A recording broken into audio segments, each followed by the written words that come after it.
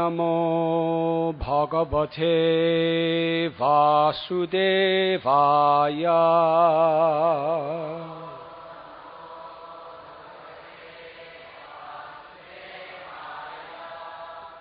Ajata Paksha Iva Mataram Kabka Stanyam Yatavat Sadakshud Artha Priyam Priyeva Vyushitam Vasanna Manoravindakshad Drikshate Tvam. O lotus-eyed Lord,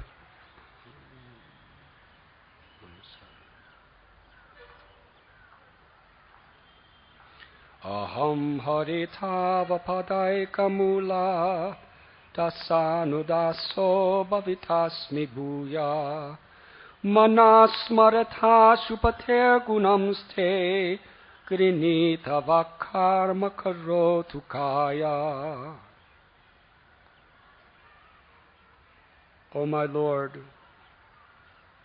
O Supreme Personality of Godhead, will I again be able to be a servant of your eternal servants who find shelter only at your lotus feet? O Lord of my life, may I again become their servant so that my mind may always think of your transcendental attributes, my words always glorify those attributes, and my body always engage in the loving service of your Lordship. Purport by His Divine Grace, A.C. Bhaktivedanta Swami Prabhupada. This verse gives the sum and substance of devotional service. This verse gives the sum and substance of devotional service. One must first become a servant of the servant of the servant of the Lord. Das Anudas. Sri Chaitanya Mahaprabhu advised, and he also showed by his own example, the living entity should always desire to be a servant of the servant of the servant of Krishna, the maintainer of the gopis. Gopi bharatu padakamala yoradas das anudas. This means that one must accept a spiritual master who comes in the disciplic succession and is a servant of the Lord. Under his direction, one must then engage one's three properties, namely his body, mind, and words. The body should be engaged in physical activities under the order of the master. The mind should think of Krishna incessantly, and one's words should be engaged in preaching the glories of the Lord. If one is thus engaged in the loving service of the Lord, one's life is successful. Na naksha prishtam na cha paramestyam na sarvabhomam na rasadhipatyam niyoga siddhir apunarbhavam va samagyastva virahaya kangshe. O my Lord, source of all opportunities, I do not desire to enjoy in Dhruvaloka, the heavenly planets, or the planet where Lord Brahma resides. Nor do I want to be the supreme ruler of all the earthly planets or the lower planetary systems. I do not desire to be master of the powers of mystic yoga, nor do I want liberation if I have to give up your lotus feet. Purport. A pure devotee never desires to gain material opportunities by rendering transcendental loving service to the Lord. A pure devotee desires only to engage in loving service to the Lord in the constant association of the Lord and His eternal associates. As stated in the previous verse, Das Anu Das. bhavitasmi, as confirmed by Narottam Das Thakur, Thandira charana se vibhakta sanivas, janame hoy e abhilas.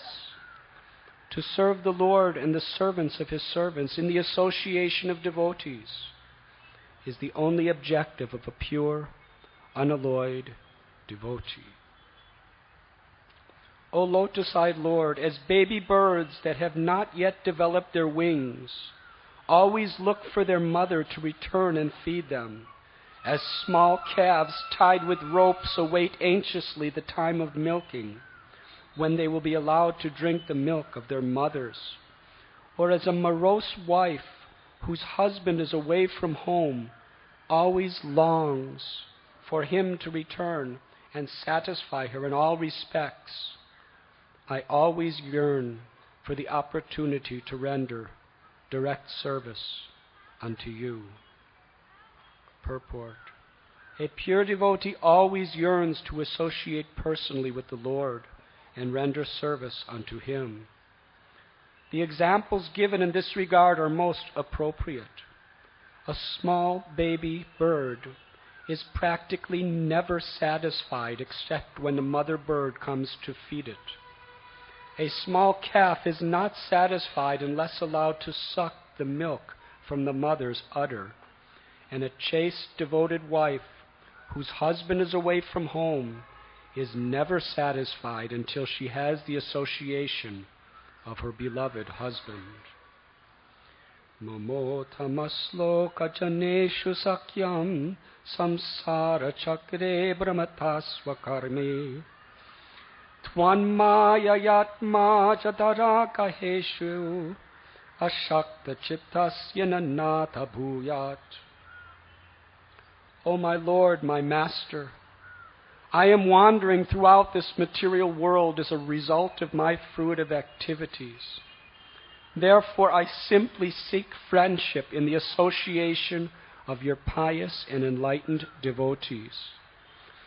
My attachment to my body, wife, children, and home is continuing by the spell of your illusory energy. But I wish to be attached to them no longer. Let my mind, my consciousness, and everything I have be attached only to you.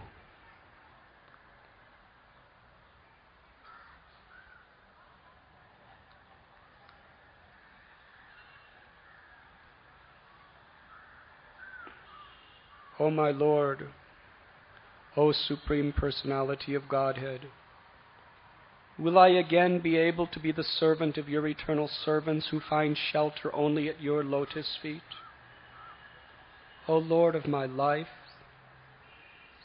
may I again become their servant so that my mind may always think of your transcendental attributes, my words always glorify those attributes, and my body always engage in the loving service of your Lordship.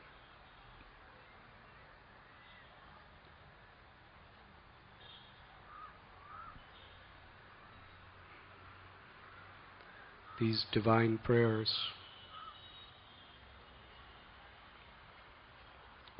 which we are reading from Canto 6 of Srimad Bhagavatam, Chapter 11, are being spoken by the demon Vritrasura.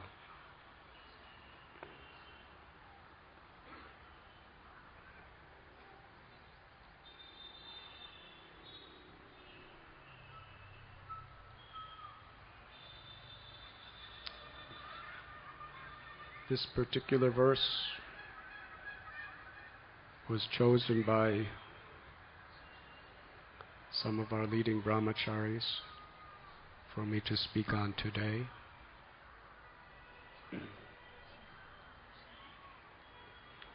And I trust that they know exactly what I need to hear, because conditioned souls like me, we like to hear ourselves talk. So they give me the verses that will most purify my heart. and in the process of purifying my own heart, because these words are the words of Srimad Bhagavatam, everyone's hearts can be purified.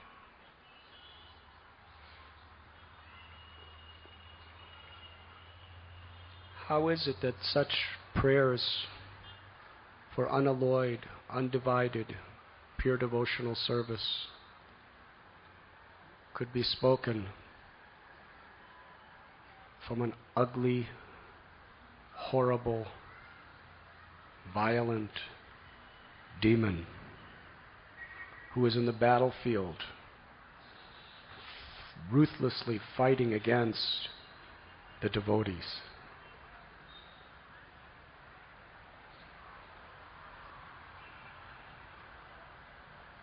This story is very instructive. Not only does it give us great philosophical insight into the nature of Krishna's mercy and the mercy of Vaishnavas, as well as how this world works,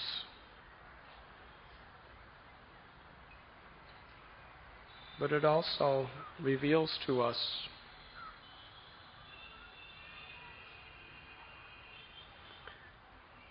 what type of inconceivable purifications a devotee may have to undergo to come to this conclusion of speaking these verses.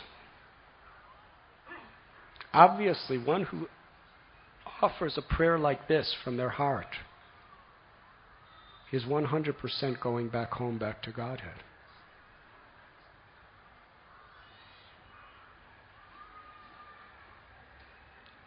Shukadev Goswami was asked by Parikshit Maharaj, how is it that this demon could have so much love for Krishna? And Shukadev Goswami explains. He goes back to a time which was just about when the Satya Yuga was entering into Treta Yuga. Long ago, there was a Vaishnav, a great devotee. His name was Chitraketu. He was the king of the earth.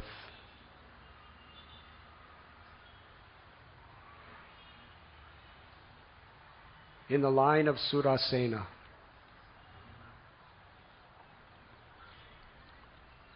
He had everything,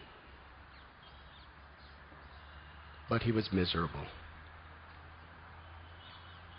The nature of the world. You can't always have everything. And even if you get almost everything, you'll be miserable. He was king. He had practically no rivals. All of his citizens loved him like children love a father. He was young, in perfect health. His body was beautiful. He was strong. He had immense wealth, more than anyone could have in today's world. He was the king. Such opulences, eating the finest foods, living in the most royal palaces, wearing the most costly garments and jewels.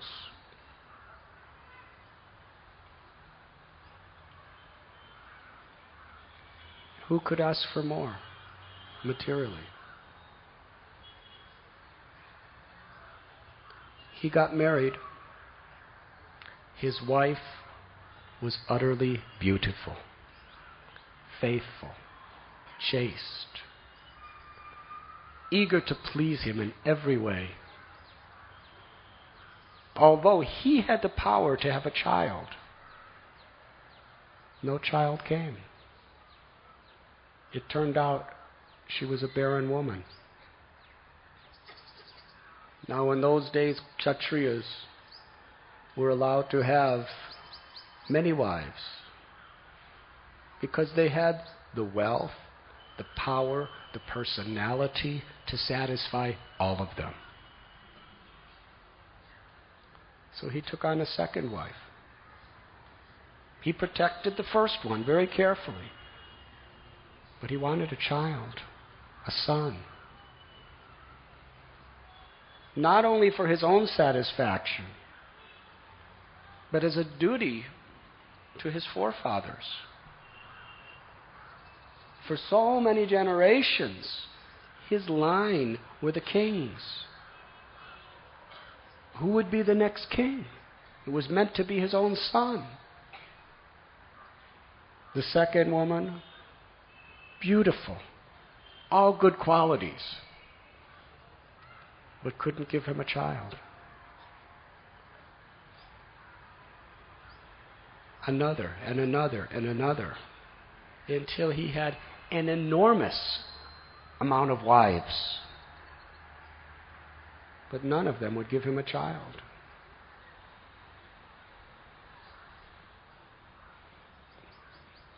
Chitraketu was miserable.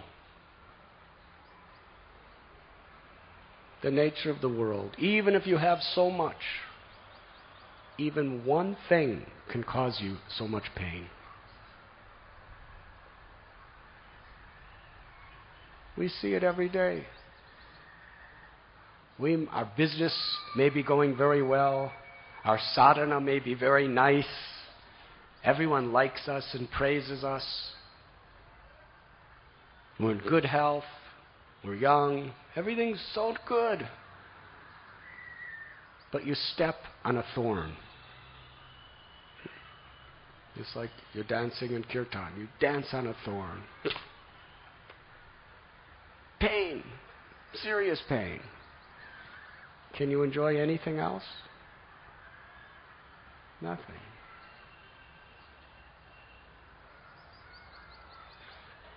He was so much suffering.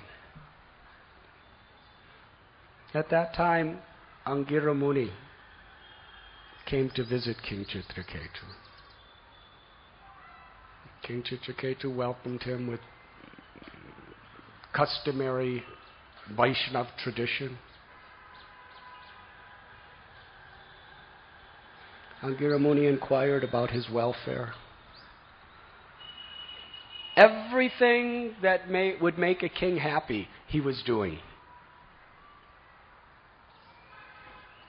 Angira Muni asked, then why do you look so pale and disturbed? King Chitraketu put his head down and lamented, I have no son.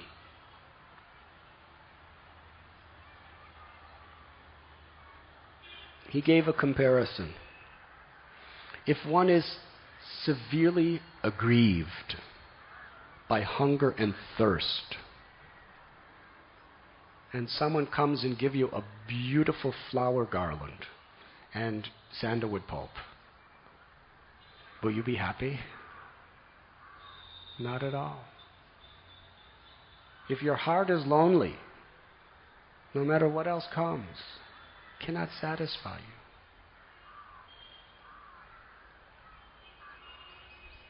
you. Chitraketu begged Angira Muni, please save me from hell.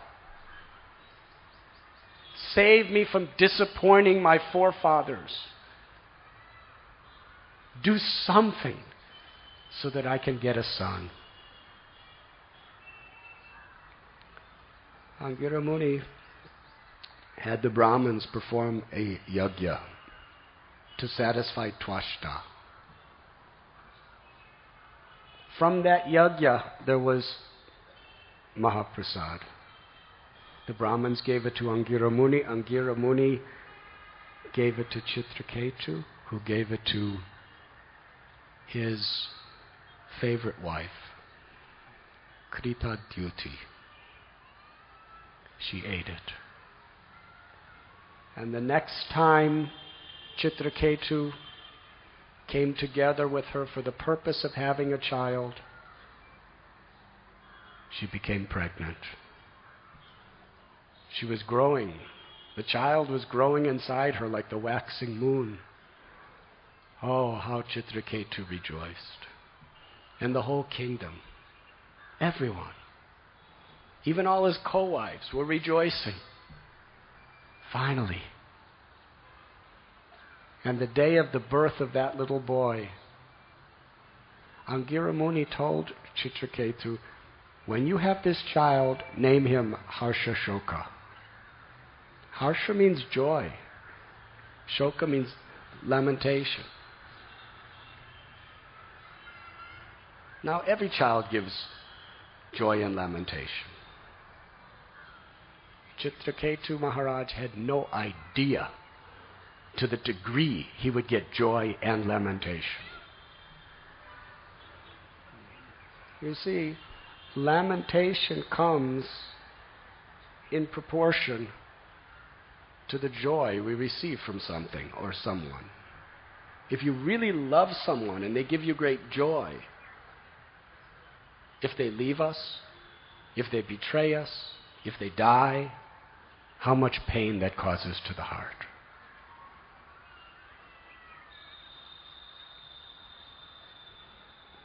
In the news every day we hear about so many people dying. And we think, oh, how sad. That's about the extent of it. Oh, how sad. But if someone who has given us joy dies, it causes us more pain than 10,000 people dying somewhere else.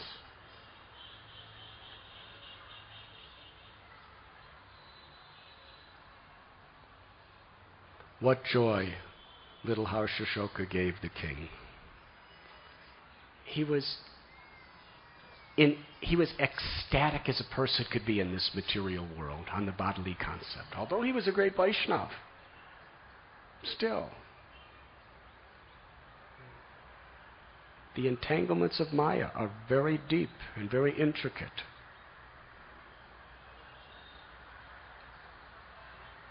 His wife was in bliss, he was in bliss, and the whole kingdom was in bliss. He lived with affection for this child.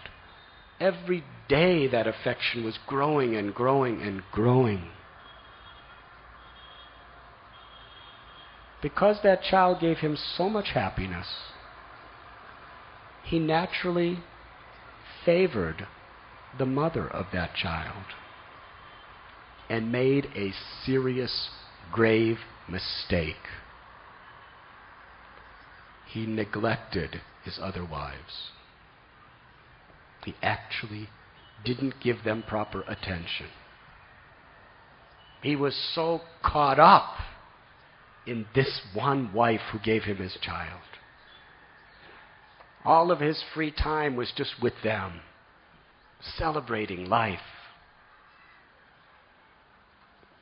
While he and his wife were becoming more blissful by the moment, his co-wives were burning in the fire of envy.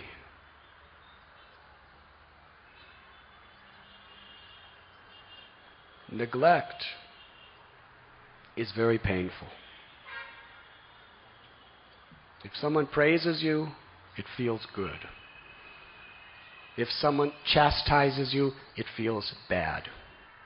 If someone neglects you, it feels miserable. Yes? That was the scene.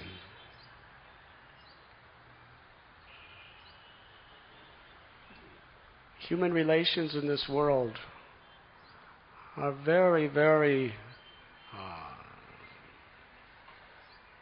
intricate.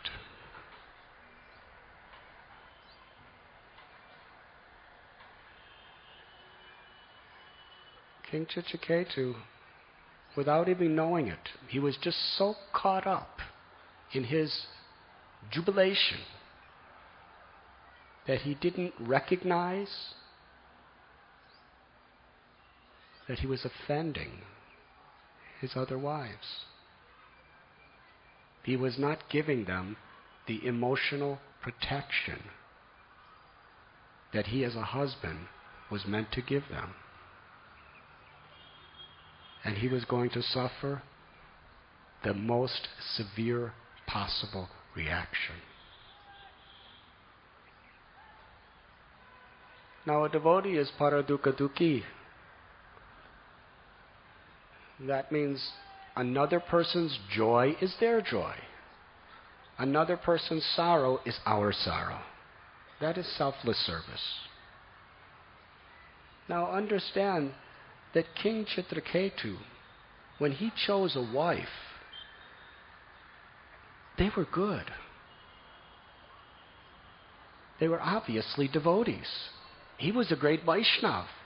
Would he marry any woman that wasn't a Vaishnav? It's quite obvious.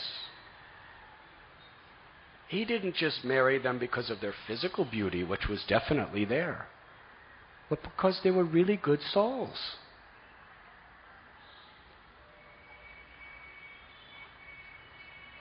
But he brought the worst out in them. They were definitely not pure devotees.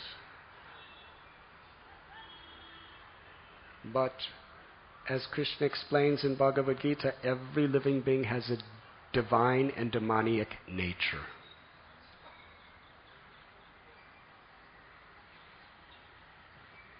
We give the example of the two dogs, the good dog and the bad dog.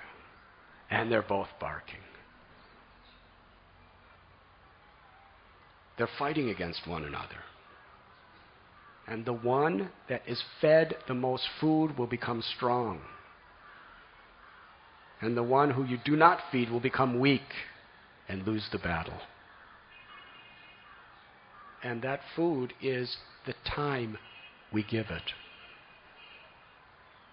When we invest time in feeding that good dog, that divine quality within us, by practicing devotional service, it becomes stronger and stronger and stronger. And when by following the regulative principles carefully we neglect that bad dog and stop talking nonsense things and doing nonsense things and thinking nonsense things as far as possible by keeping engaged in good devotional service, then our demoniac nature is defeated by Krishna consciousness. Now, this is not only cultivated by ourselves, but it's also our responsibility to cultivate the divine qualities in others. That was Chitraketu Maharaja's grave mistake.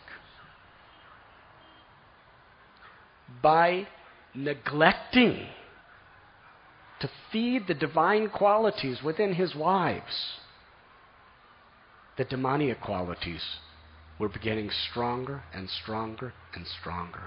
That neglect was literally feeding the bad dog, feeding their demoniac nature. And those virtuous women became victims of envy. What is the nature of envy? Jayato vishayan sang sangosto shibajayate. We contemplate the objects of the senses, we become attached. From attachment, lust. When lust is unfulfilled, anger.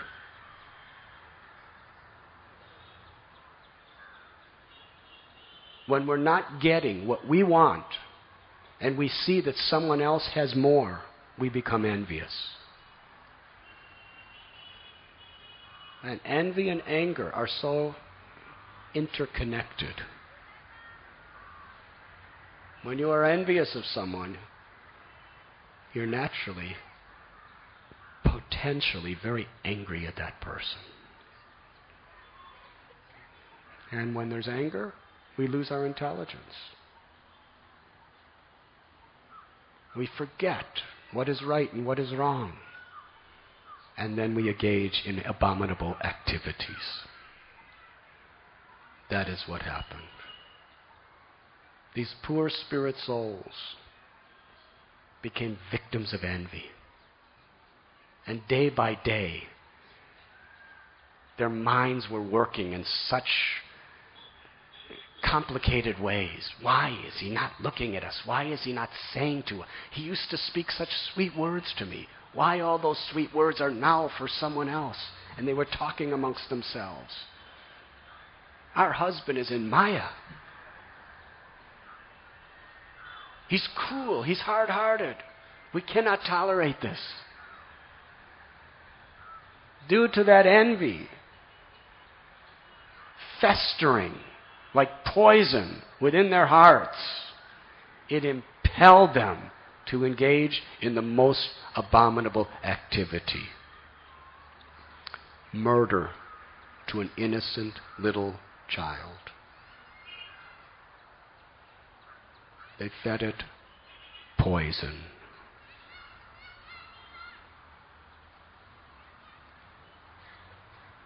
One day, the queen, Kritadyuti, called the maidservant, "Bring my little child." And the maidservant, "Oh, wake up, wake up." He looked like he was sleeping very soundly. But there was no movement. Eventually, she realized he was dead. She cried out, "Alas," and fell to the floor. The king came running, and when she saw her child dead, she was wailing, fell to the ground unconscious. Soon everybody around was crying piteously. King Chitraketu heard this and came running to the scene and saw not only was his wife suffering miserably, but his son was dead.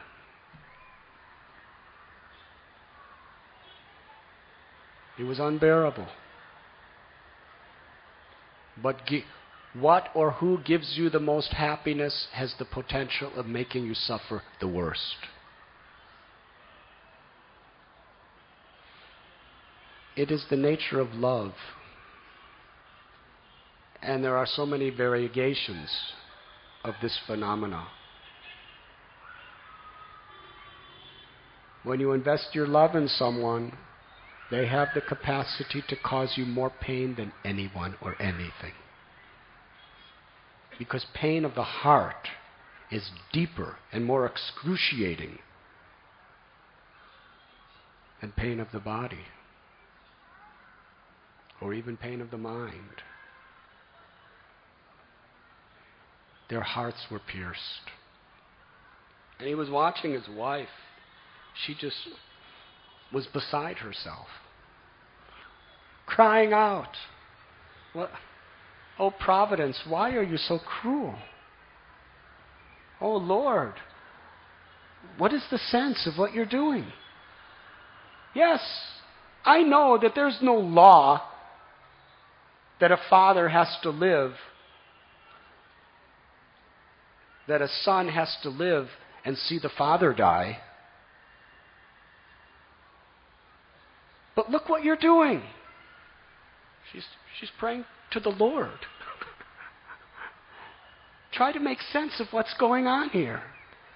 If fruitive activities are like this, where you have a child, a baby, and it's growing, and you're developing such deep affection, and then the baby dies, and you suffer so much, then who in this world will ever want to have a child? What discouragement are you creating? Then she looked at her little boy and said, "Wake up! You've slept long enough. Please wake up." She was delirious. "Your playmates are waiting for you to play with them. Nice prasad is already made. Come and eat. Wake up. Why are you doing this?"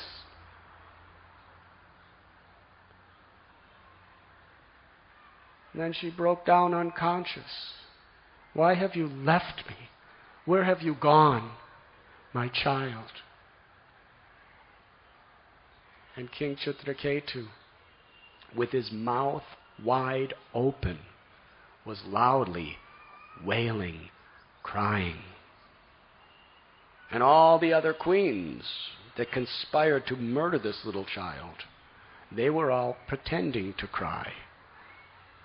And everyone in the world was crying. He couldn't do anything except lament.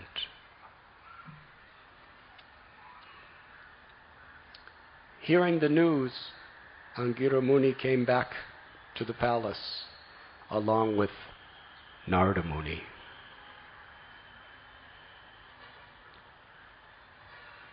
Seeing the situation, Narada Muni instructed King Chitraketu about the nature of this material world. The soul is eternal. All attachments on this bodily concept are meant and designed to cause us to suffer.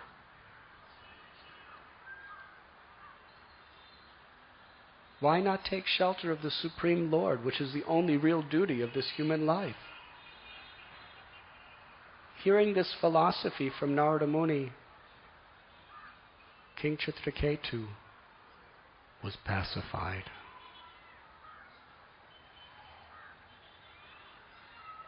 He bowed his head in gratitude for the enlightenment he had received. At that time, Narada Muni turned to the little child, the corpse, and said, "Oh, little Jiva, come back into this boy's body and speak to us why you have left. In fact, I give you the power to come back and grow up in this body and enjoy with your mother and father and become the next king and rule the world. Come back." Then the little boy sat up, opened his eyes, looked around, and spoke.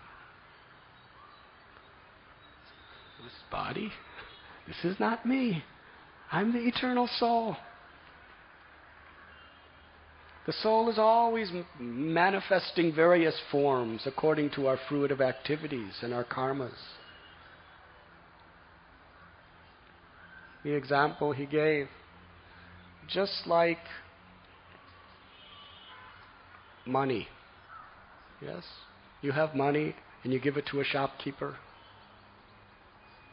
to buy something, and then that shopkeeper buys some other stock for his shop, and the money goes into somebody else's hands. And then that wholesaler puts the money in the bank, and it goes in someone else's hands.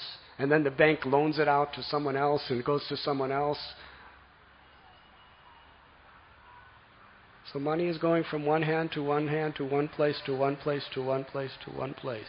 It said similarly the spirit soul.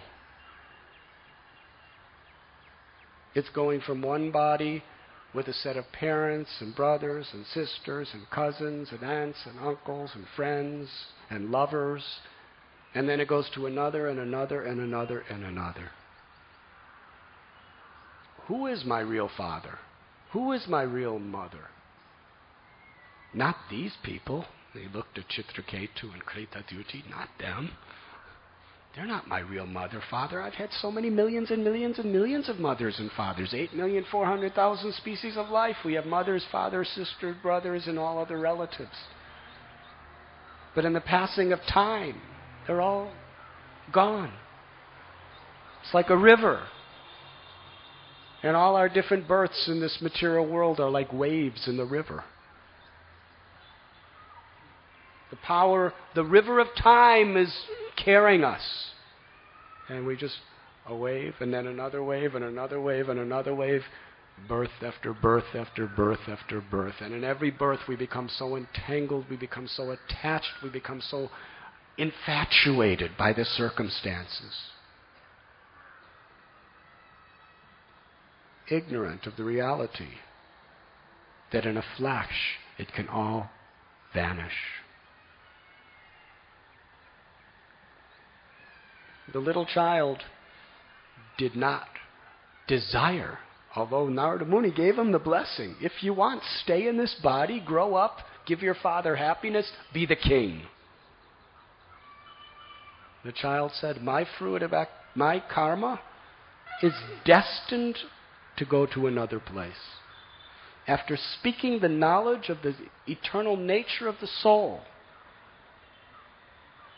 the child laid down, and the soul again departed. But now Chitraketu and his wife, they understood. And not only that, after hearing this transcendental philosophy, all the queens that killed it, they were repenting, lamenting for what they had done. And they took shelter of the Supreme Personality of Godhead to atone for that offense.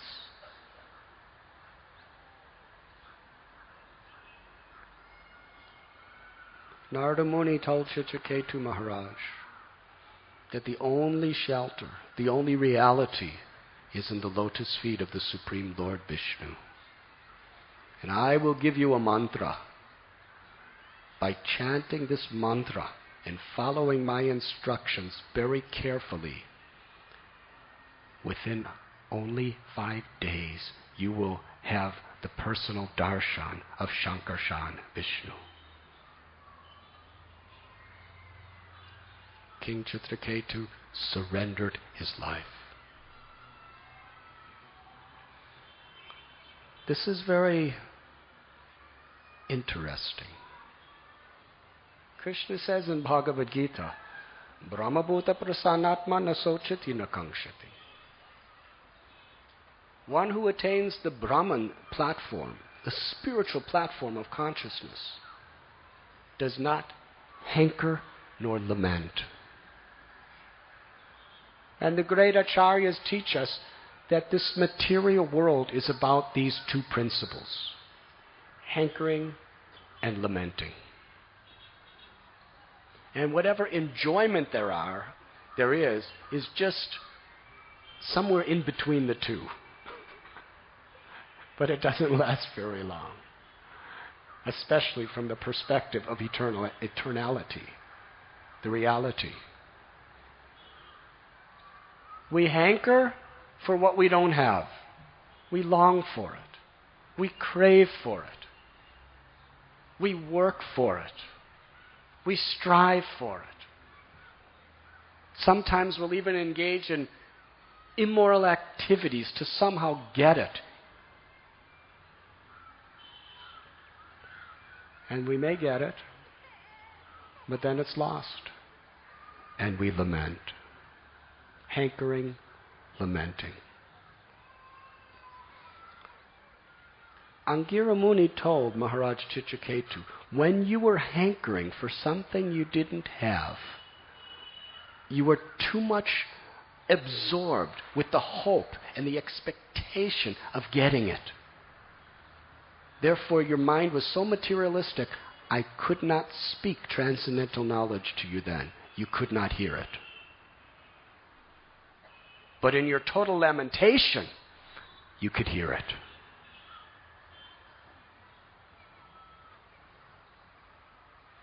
When he was hankering for something he didn't have, his heart was not receptive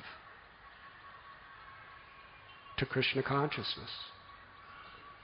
But when he was lamenting, when he lost it, and there was no hope of getting it back, then he was completely receptive.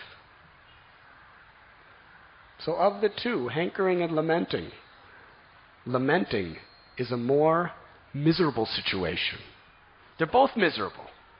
Yes? When you're hankering for something, you're not happy. It's a very unhappy condition to be craving for something you don't have. Craving. Even the queens, they were craving, they were hankering, and they were lamenting because they didn't get it. So when we're craving for something, there's a hope that we'll get it.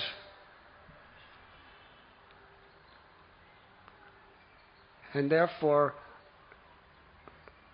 the infatuation is just increasing. But when we get it and lose it, it's done. Then lamentation. And in that lamentation, there's almost a hopeless situation. So King Chitraketu was not so intoxicated when he was lamenting as he was when he was hankering. They're both miserable situations. Lamentation is far more miserable than hankering.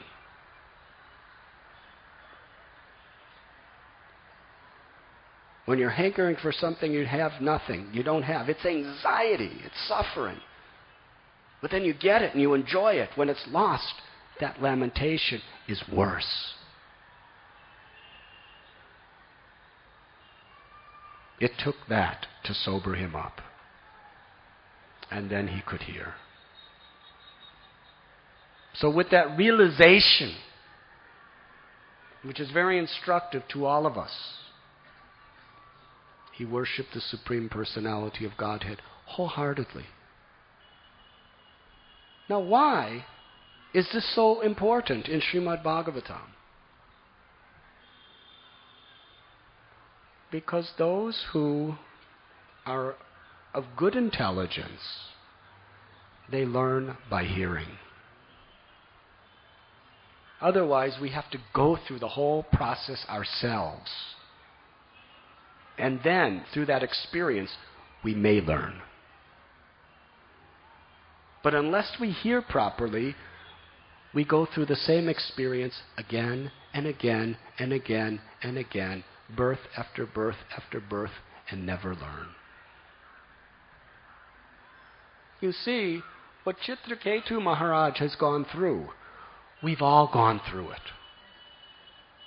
Probably hundreds and thousands of times since we've entered into this material existence. Still, we haven't learned our lesson. But if we open our hearts to submissively hear from Shukadev Goswami and the previous acharyas who are expanding this message, we could actually learn. We understand. Chitraketu is me and you.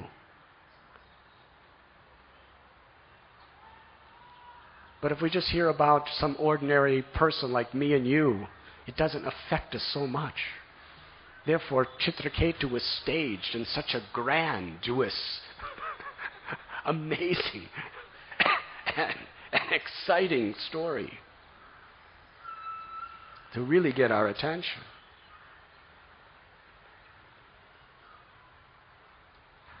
So he took shelter of the Supreme Lord. Why? Because he gave up hope of being happy in the material world. This is a very, very fearful thought. But Srila Bhaktisiddhanta Saraswati Thakur taught us like this. It's not going to sell books in the market of the secular audience, because they are hankering for happiness in this material world, and in their lamentation they're just hankering for something else. They hanker, they lament. Then in that lamentation they hanker for something else, and then they lament and hanker for something else and lament. Birth after birth after birth. Srila Bhaktisiddhanta Saraswati Thakur said, you cannot really approach Krishna sincerely. You cannot really cry out his holy name with deep feeling until you lose hope that you can be happy in this material world. Because Maya is very powerful. Please understand, she's as powerful as Krishna. She's Krishna's She's Krishna's own energy. Daiviheshu gunamayi mama maya duratyaya. Material nature, very difficult to overcome. These three modes of nature, the gunas, are like ropes that keep us bound and drag us and pull us from one activity to another. And we're like prisoners, just being dragged from place to place, from thing to thing. What are we doing? And we consider ourselves the doer. Ahankara vimudatma, so foolish. We think we're ourselves the doer of activities. But actually, we're just being dragged by the ropes of ignorance, passion, and sometimes goodness. But Krishna is the master of creation. Maya dyakshena prakriti. It's all working under His control. By our free will, we come into material nature because we want to enjoy separately from God. And once we come here, we are under the laws of nature. Krishna is not directly involved in our fruitive activities and the reactions. They're happening just like the king. When you go into a prison house, he's not directly putting you in this cell and punishing you for this or that. He has the agencies of the law doing that work. But that law is all powerful within this material existence. And we are insignificant. We are totally subordinate to that law, always.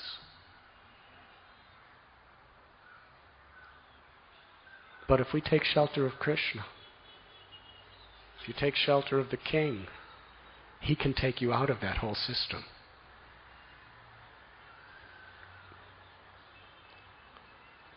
Just like in the United States of America, when the president is about to leave his office, he has certain powers where he can release prisoners,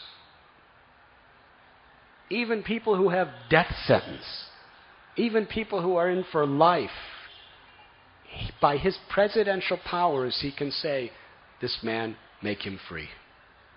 That's his prerogative before he leaves his office.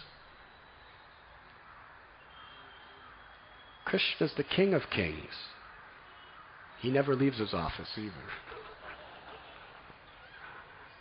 Daiviyeshu gunamaya mama maya duratyaya. Right now, don't blame Krishna for our suffering. We left Him, and okay, here's this material nature, there's three modes, and there's karmic laws, and you make what you want to make out of your life. You're responsible. The joys that come are the karmic reactions to what we've done.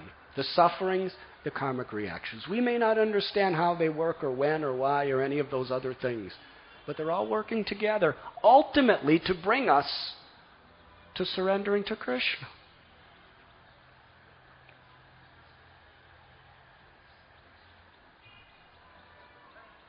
The Shastra says that for a devotee who's engaged in devotional service, that means that devotee is not engaging in any immoral or sinful activities, but engaging in Krishna service.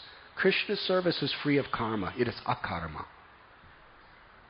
For that devotee, the sufferings we endure is exhausting all our previous sins. And the happiness we're getting is exhausting all of our previous piety, our material happiness and our material sufferings. So let it all go. We just keep doing devotional service.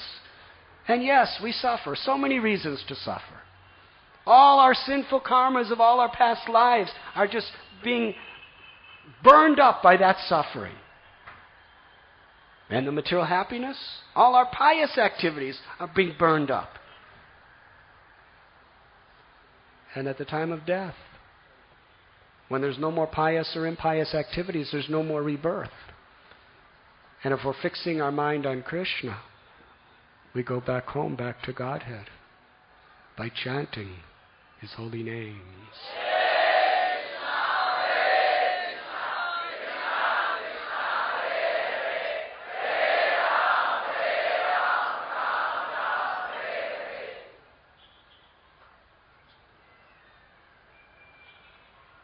Sarvadharman parityajya mam ekam sharanam vraja. Aham tvam sarva papebhyo mokshayishami masaja. Krishna says, abandon all varieties of dharma. Because most varieties of dharma are meant for material happiness. Artha, kama, dhamma, moksha. People engage in religious activities or approach God or demigods because we want better economic situation in this world. You can't blame people. Poverty is a very fearful thing. It's really miserable when you have no food, you have no shelter, your children are suffering. People are very afraid of poverty. They see it. Many have experienced it. And people will work so hard to protect themselves from it. But the problem is, the more you have, the more you need. We see very, very fabulously wealthy people. And usually they have to work harder than the poor people who are just struggling to get out of poverty. Why? Because as you build up your empire, it's going to be, the bigger you are, the more people are going to try to destroy it. And the more you have, the more you need to maintain what you have. And in the world today, because of all the competition from all directions, the bigger you get, you have to keep getting bigger. Otherwise, you'll be crushed. You can't just stay where you are and be happy. It doesn't work that way.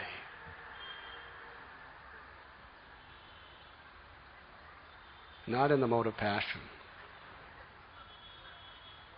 So we see millionaires, billionaires. They're just flying all over the place and under so much stress and so much anxiety. Why? Because if they don't just keep fighting,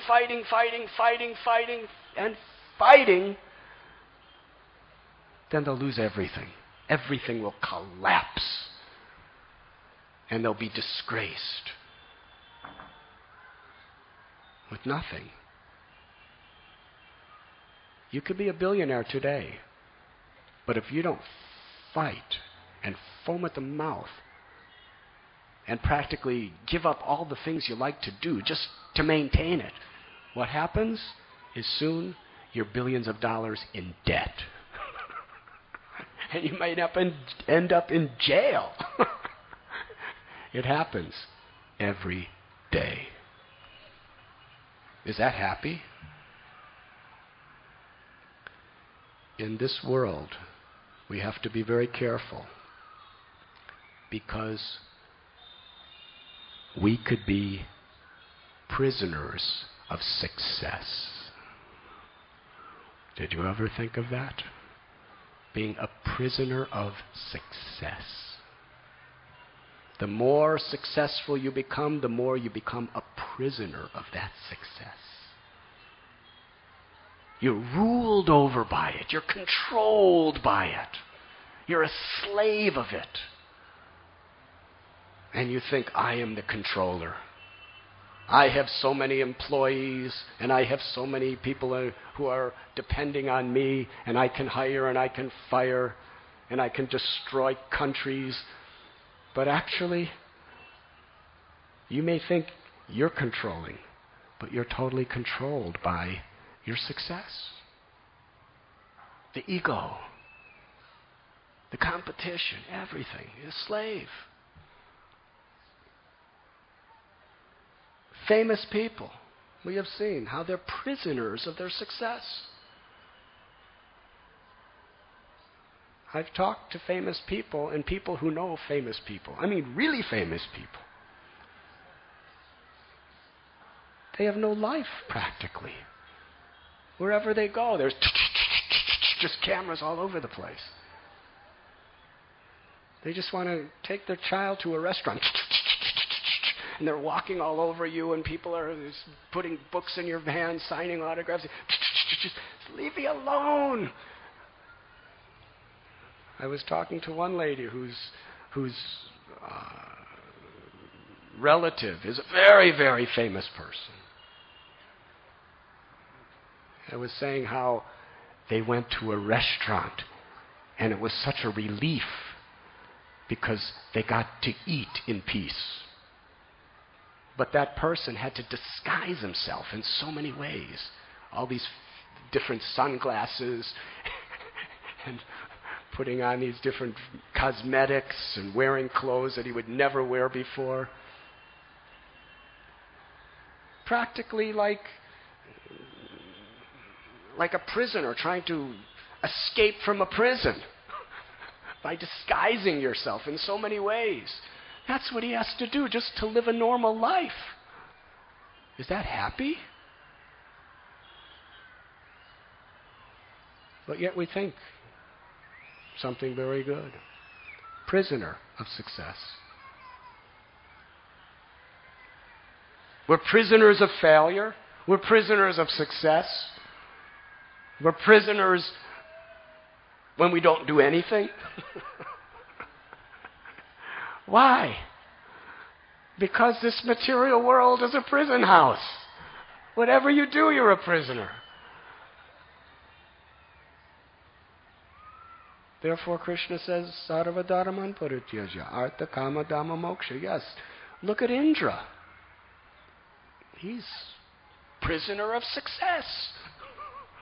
We read about it so many times. He has such a big position. And he earned that position. Please understand, it wasn't that Indra was just accidentally born like this. In previous births, he had to perform so many tapasya, so many austerities. He had to perform such yajnas. He had to engage in so many pious activities, birth after birth after birth. He worked really, really hard to get the post of Indra. And now he has all that opulence and all that power and all that control. But in Srimad Bhagavatam, is he happy? He's always worried. He's always in anxiety. He always needs something else and something more. And this is the heavenly planets. What to speak of this planet? It's a prisoner.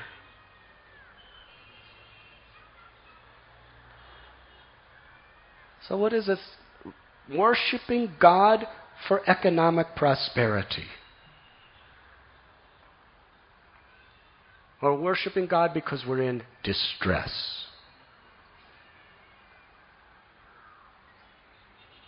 Distress is there. But Prahlad Maharaj tells us, by trying to solve the problem of distress on the material platform, the solution may solve that particular distress, but it creates more complicated problems than the original problem.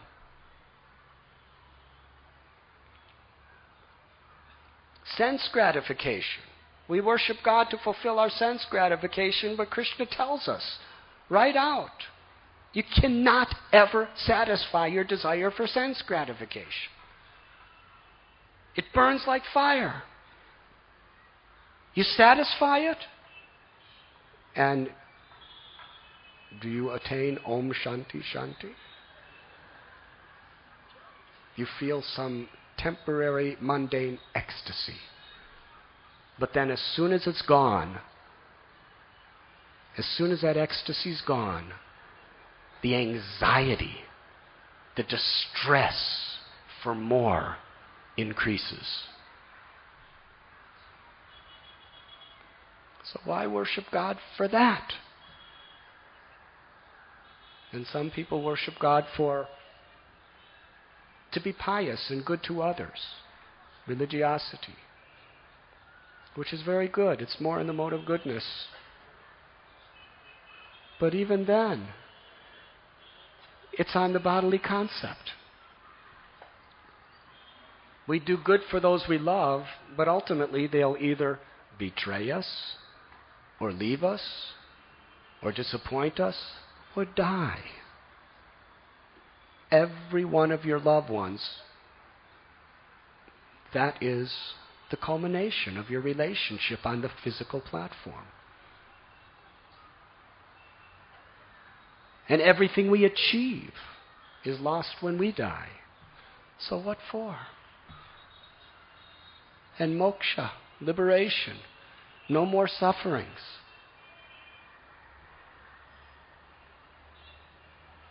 But for a devotee, liberation is worse than hell, mukti. Because the real need of the soul to love is not satisfied. Aruya krishtena parampadam tata.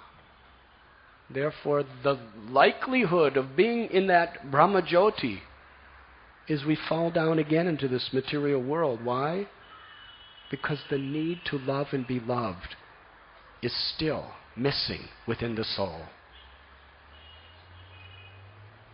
Sri Chaitanya Mahaprabhu claims, Purushartha Siromani, the crest jewel of all purposes of religion, is to awaken love of God.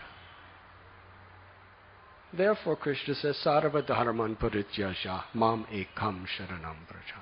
Aham tvam sarva papebhyo mokshayishavi masar. Just give up all these attempts to raise yourself on the material platform. Abramabhuvanaloka punar avartanorjuna. Whether you're Brahma or whether you're in a hellish planet, everything's temporary and you have to die. They're all places of misery. Just surrender to me, Krishna says. And Krishna can take us out of this prison of material existence. Because this prison is inescapable by any other means except when Krishna releases you. There's no other way out. Prison of failure, prison of success, prison of hankering, prison of lamenting. From the highest planet to the lowest, everyone's a prisoner in every situation. And the greatest illusion is I think I'm free. I think I'm the controller. I think I'm the proprietor. And I am the enjoyer.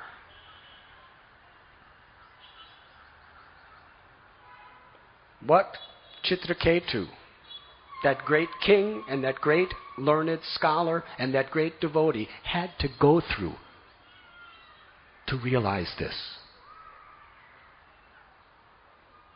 And just by hearing about him, we have the opportunity to realize it all today, right now.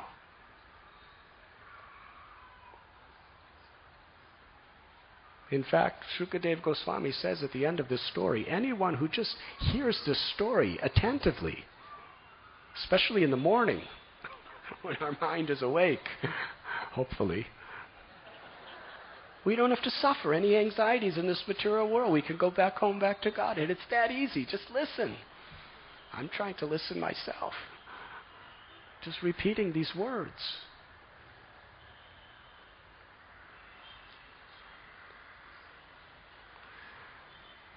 But it's only the beginning of the story. Krishna wants his devotee really to become pure. I'm not trying to scare you, but Prabhupada is trying to enlighten us. Let us travel through Chitraketu Maharaja's lifetime and learn his lessons with him. He chanted the mantra given by Narada Muni and engaged in devotional service. And as Bhakti Siddhanta Saraswati Thakur explained, he gave up all hope of ever being happy in this material world. He wanted happiness at the lotus feet of Krishna. You only get Krishna when you lose all hope for any other happiness. Karma Mishra Bhakti, Jnana Mishra Bhakti. They will not bring us Krishna. Anyabhilashita sunyam jnana karmanya navritam anukulena Krishna anushilanam bhaktar uttama. This verse is the foundation on which the Bhakti Rasamrita Sindhu was built upon. What is pure devotional service? The exclusive benediction that Sri Chaitanya Mahaprabhu has come to give the world. Pure devotional service is without the desire to enjoy this material sense gratification, even in the higher planets. It is service to the Lord without even the desire for mystic cities, powers by which we can do miracles that will put everyone around us in a wonderstruck state. Our service must be free of any tinge of desire, even for mukti or liberation. Our only motivation when serving the Lord should be to favorably please Him. That is pure devotional service. And that is what Srimad Bhagavatam is trying to convince us of. So Chitraketu Maharaj, through the experiences he went through, and through the grace of the Vaishnavas, hearing from them, he lost all hope of any happiness in this material world. And therefore, he completely took shelter of the Lord.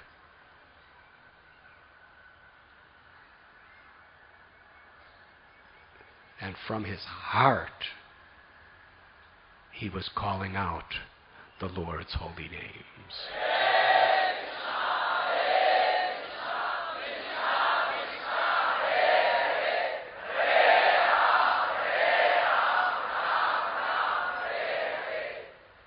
Shall I continue? Because of the grace of Narada Muni, and because of the sincerity in which he received the grace of Narada Muni, he was able to have the personal darshan of the Supreme Personality of Godhead as his own associate in just a few days. The mercy is there. But what is our receptivity to get that mercy? That is very important. Angira Muni came when he was hankering for a son. He could have given him the mercy then. He had it. But he was not receptive because he still had so much hope of being happy in this world. But when he lost that hope, he was really receptive. Really receptive. And then when Narada Muni spoke to him, Angira Muni enlightened him, he could take those instructions and become enlightened in 5 days. Amazing. Srila Prabhupada gave his mercy to so many tens and thousands, hundreds and thousands, millions of people. In his books, in the form of the association of his devotees, in his own personal association. Srila Prabhupada explained that the mercy of Krishna coming through the Vaishnavas is like the sun. It's shining for everyone. But according to our capacity to receive it, that's how much we benefit. Some of us can get this message, but it may take us many, many, many births to finally surrender. And others can just immediately. Very important. So he chanted his mantra, and he was given the darshan of Shankarshan, the Supreme Lord Narayan, who was bedecked with precious celestial divine jewels. He had bright blue garments and was the embodiment of supreme spiritual beauty. King Chitraketu was in transcendental ecstasy, seeing the form of the Supreme Lord.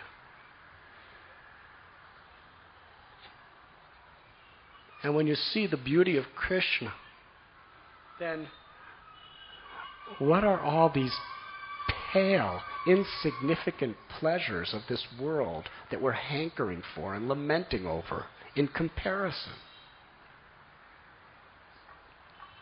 Sri Rupa Goswami tells that if you're attached to your property, your prestige, your friends and your relatives and everything else, do not go to Keshi Ghat, where River Jamuna is flowing.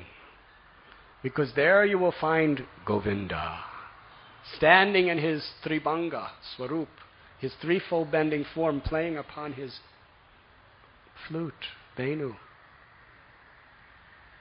And he will steal away your heart. That is the meaning of Hari. Hari steals away all our inauspiciousness. But how does he do so? By stealing our hearts. Stealing our hearts away from all of the prison house of material existence. And all these shackles that keep us bound to the prison house of this material existence.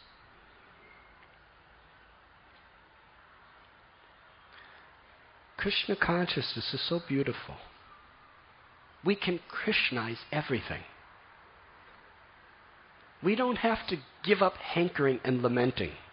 We just have to hanker and lament for the right things.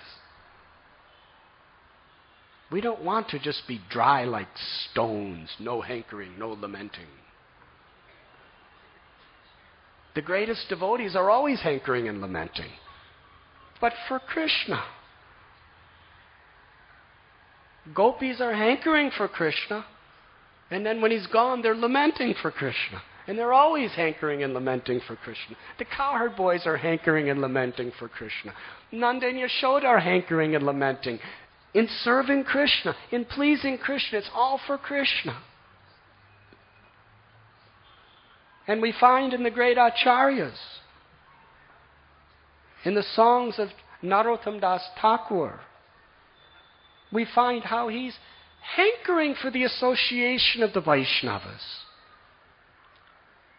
Hankering for the association of Srinivasacharya Ramchandra Kaviraj, his dearest friends, such intimate, loving relationships, hankering for the Vaishnavas' company. And when Srinivasacharya and Ramchandra Kaviraj departed from this world, Jaya Nilo Premadana, he's lamenting for the loss of them. Now that lamentation is spiritual ecstasy. Because in that lamentation of separation, there's the deepest union within the core of the heart. The union of the soul with the great Vaishnavas and with Krishna is so much powerful in the feelings of separation. So yes, we should be hankering for the association of devotees. We should be hankering for the darshan of Krishna. We should hanker to go to Mangalarti. We should hanker to chant the holy names of the Lord. We should hanker for service. That type of hankering will burn away all our hankering for material sources of misery. Yehi samsparshaja bhoga dukkha jonaya evate atyanta kanta kontaya nate shuramate buddha. Material pleasure is the source of misery because it's all temporary. But how to give it up? By keeping constantly engaged in Krishna service with our body, mind, and words. Hankering for Krishna and lamenting for Krishna. We'll always be with Krishna.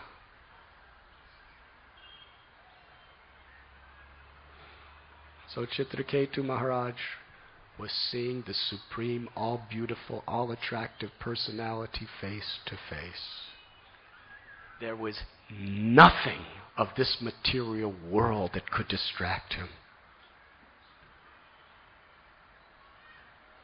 But still, he was in a vulnerable condition. After worshiping the Lord, becoming an associate of the Lord, just being with the Lord in such a divine, in his own abode, Chitraketu was ecstatically riding around in an airplane, chanting the holy names.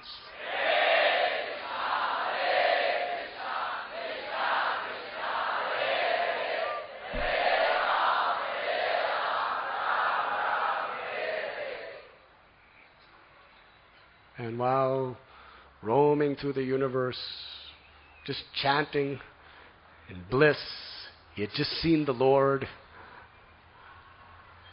totally liberated. He happened to come to the hermitage of Lord Shiva.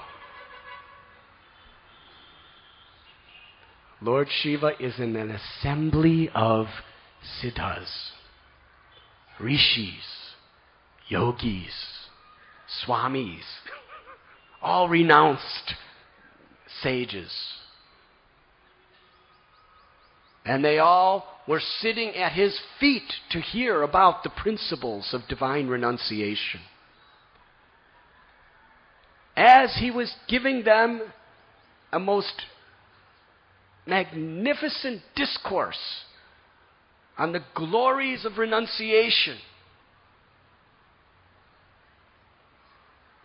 Parvati, his consort, was sitting on his lap. And right in front of the sages, as he was talking, he was very affectionately embracing her.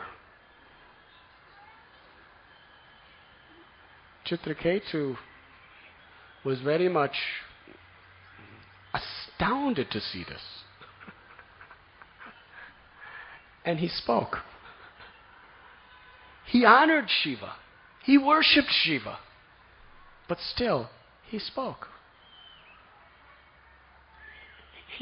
He laughed. It was just too much. Lord Shiva, you are the greatest Vaishnav. You're an expansion of the Lord himself. You're a supreme personality. You're all-knowing. You're renounced. You're everything. And here you are with your disciples, these sages, speaking about renunciation, embracing your wife, Parvati. This is not becoming of you. At that time,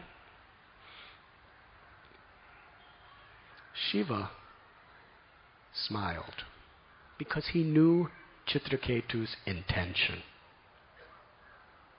And all the great rishis, sages, yogis, and siddhas around him, they all, seeing Shiva smile, they all smiled and didn't say anything because they knew he wasn't criticizing. He was praising Lord Shiva, but he had some good motivation for what he was saying.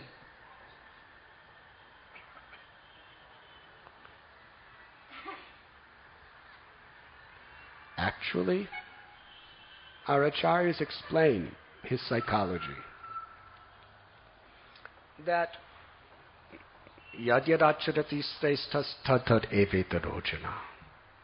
What great people do, common men follow. Though there's no doubt in Chitraketu's mind that Lord Shiva is totally transcendental to all material desires. He's always in the ecstasy of love for Krishna. But when he's in this material world, what he does, people are going to follow. If he's in the association of all these sages, if he's embracing women like this, then they will also think that they can do like this. they will follow what he does. Just like Srila Prabhupada explains, Shiva drank poison. So there are so many Shivites today who drink poison in the form of hashish, ganja, chiras, yes, smoking chillums. And we have seen, it's a ritual. Before they puff on the chillum, they will chant mantras to Lord Shiva. Om Namo Shivaya. Like that. It's a sacrament. You are laughing, but for them it's very sacred activity. It's foundational to their spiritual culture. In fact, if they give you the chillum and you say, no, I don't do this, Shiva aparad. We chanted the mantra. That means now it is Mahaprasad. And Yogi Ji, he just puffed from it, so it's Mahaprasad. If you don't take it, you are dishonoring Mahaprasad. Aparad. Serious. Srila Prabhupada explains, Lord Shiva drank poison, so they're thinking, because he did that, now I can do this. So Chitraketu was thinking, if you embrace your wife, it should be in a solitary private place, not in a public place in front of rishis and yogis and swamis. You shouldn't do it like this. You should do it in a private place. This is not exemplary. It will lead people in the wrong path.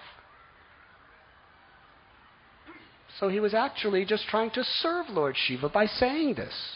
Yes, you are transcendental, you are divine, but your activities could mislead others. Please.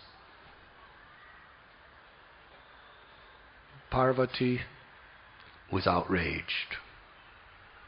How dare you speak to my husband like that? You are a king, you are the lowest among men. You are so proud, so puffed up, that you dare to instruct and criticize Shiva? Huh?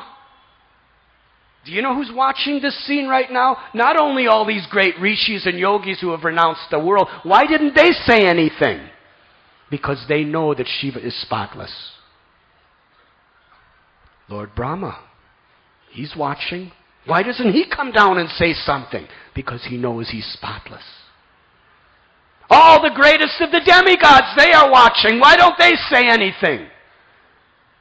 Chitraketu, you think that you know more, that you are greater, than you are in a superior position, than all these great sages, than all the demigods, than Lord Brahma himself? I curse you. Become a demon in the family of demons.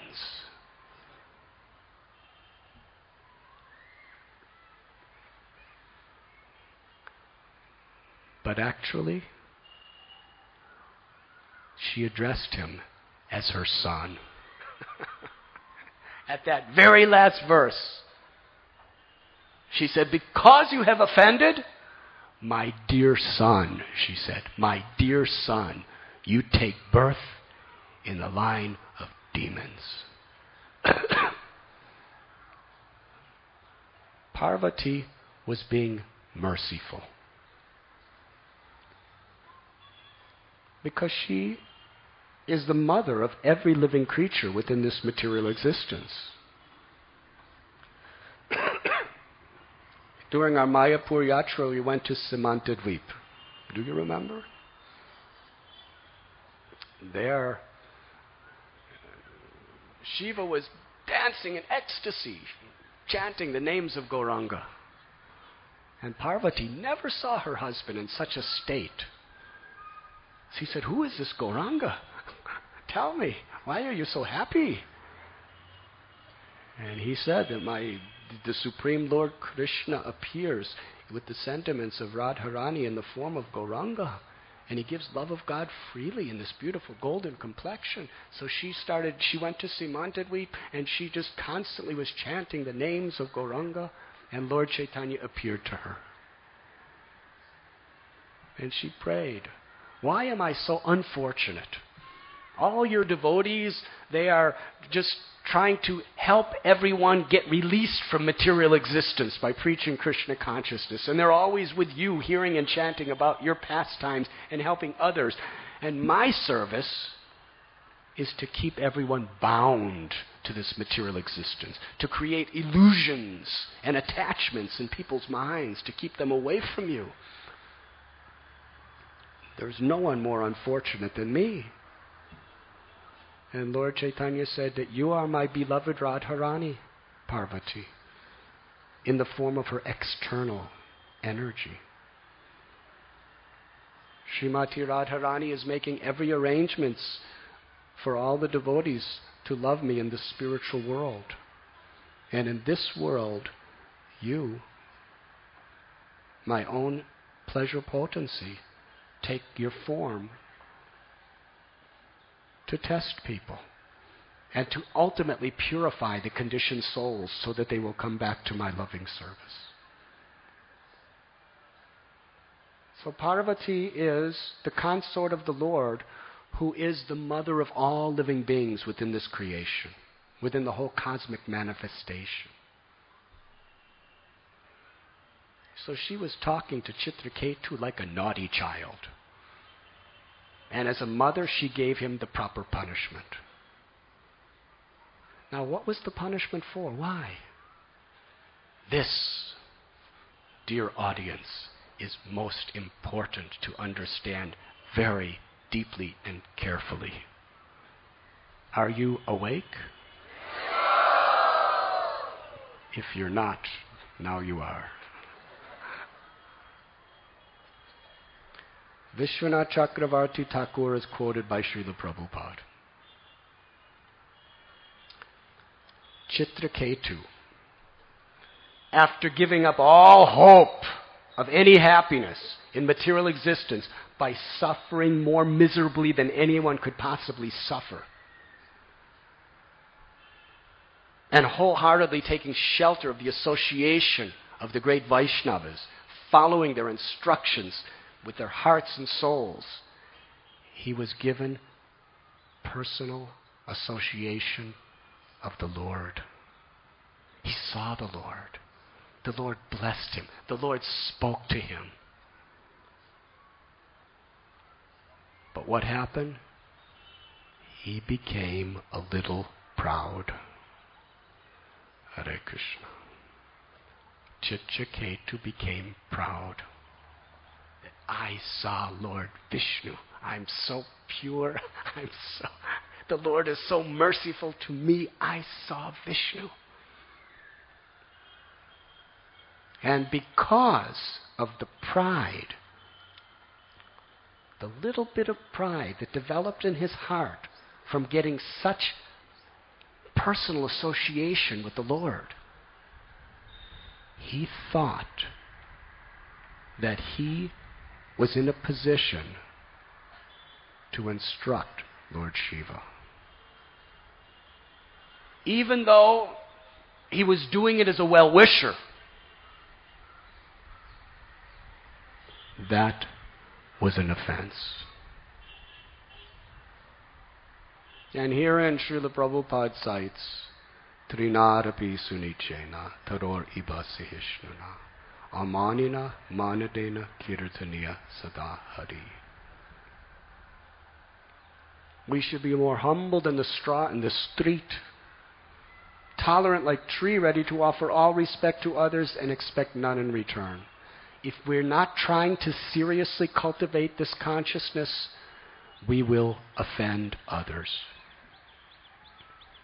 As soon as there's pride, an offensive mentality is inherent within us. And if we start offending others, if we start criticizing others, it's very likely that we will offend a Vaishnava.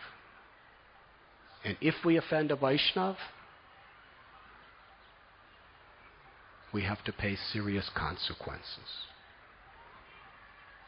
We see this in Chitraketu Maharaj. We see this throughout Srimad Bhagavatam, Chaitanya Charitamrita, and in the Bhakti Shastras. Again and again and again, there are examples of even powerful, great personalities who offend Vaishnavas. And what happens to them? Here is Chitraketu. What is our position compared to him? He was just in the spiritual world seeing the Supreme Personality of Godhead.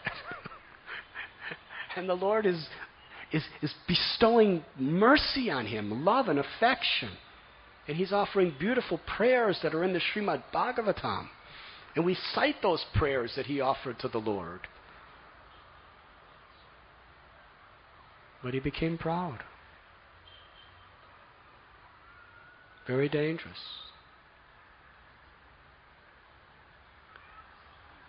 Within our contemporary life,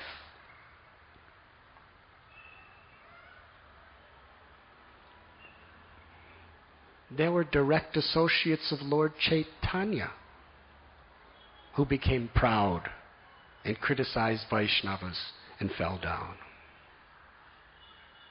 Ramchandra Puri was a personal associate of Madhavendra Puri.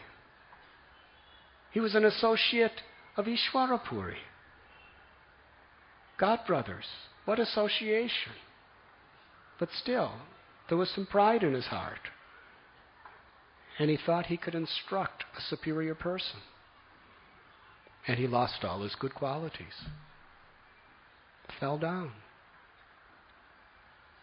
And here we have Chitraketu. It's in the spirit. He's seeing Vishnu. Yes, you may be a Prabhupada disciple. You may be a personal servant of Prabhupada. You may have been part of his personal, intimate entourage. You may have been one of the first devotees to help him.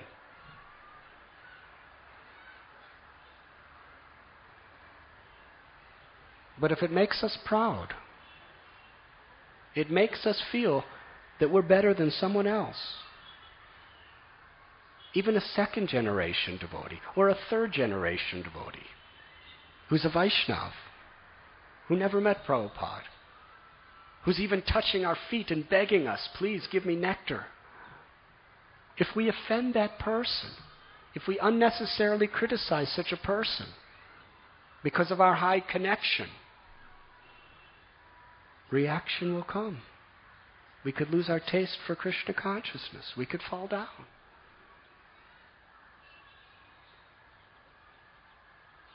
It's very serious. We could be a pujari.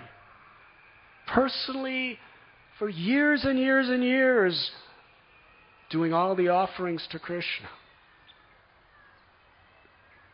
But if we become proud and think we're better than others and criticize a Vaishnav, we could fall down.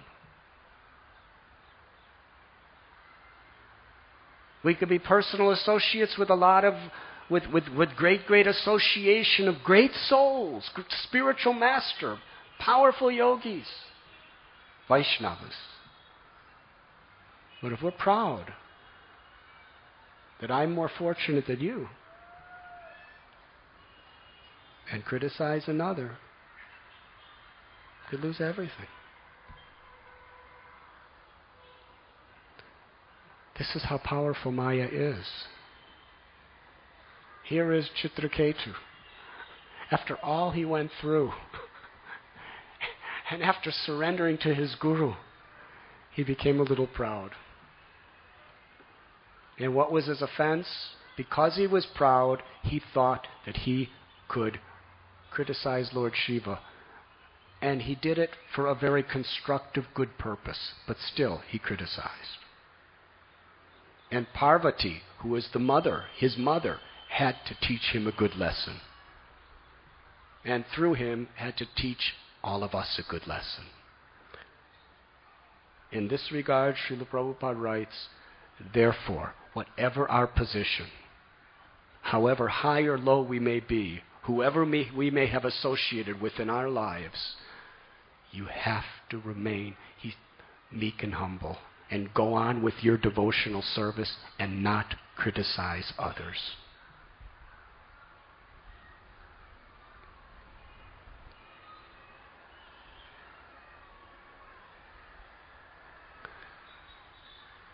The guru can make offense to disciples if criticizing without proper motivation. Although it is the duty of guru to sometimes criticize, it is sometimes the duty of a superior to criticize. But if it's not done very carefully, very constructively, there could be massive reactions. We read about it. And we see it. Therefore, Chaitanya Mahaprabhu raised both of his arms and he cried out, chant the holy names and do not criticize others.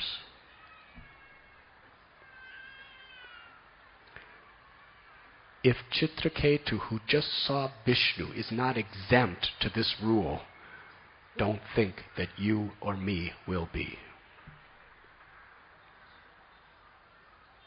It's very clear. The mind affected by Maya will always justify, well, I have the right. But be careful. Yes, you have the right to fall down. That's the problem. You have the right to criticize, but you also have the right to fall down, even from such an elevated position.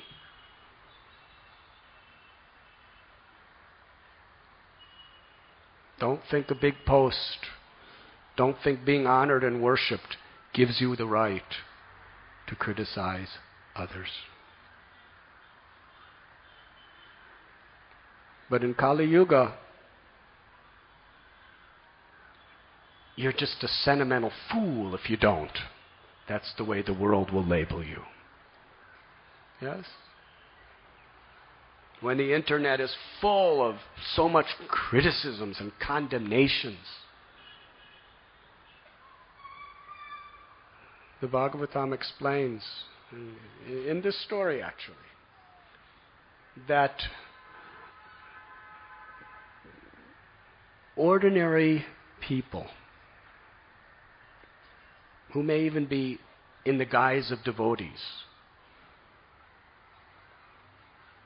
due to whatever reason,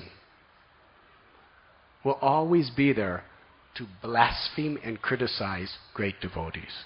It's always been, it will always be. We should never be surprised with this.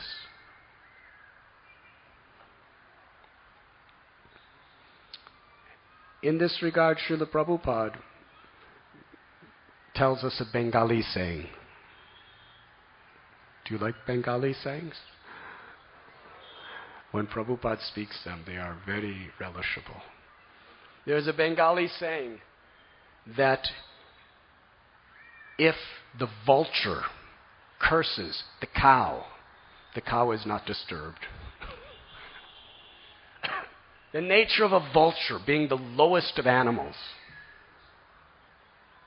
is to curse the cow. But that curse cannot take effect on the cow, because the cow is a holy animal.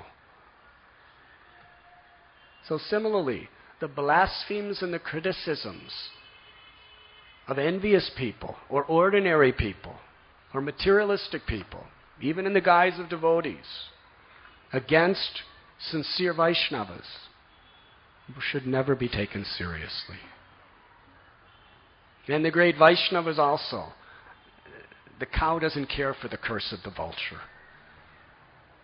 As long as we know we're sincerely trying to serve Krishna, then what should we care what people say?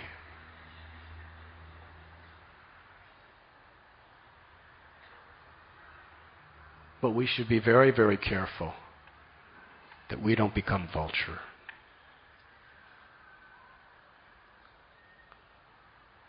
We can be vultures with neck beads and tilak and dhotis and saris.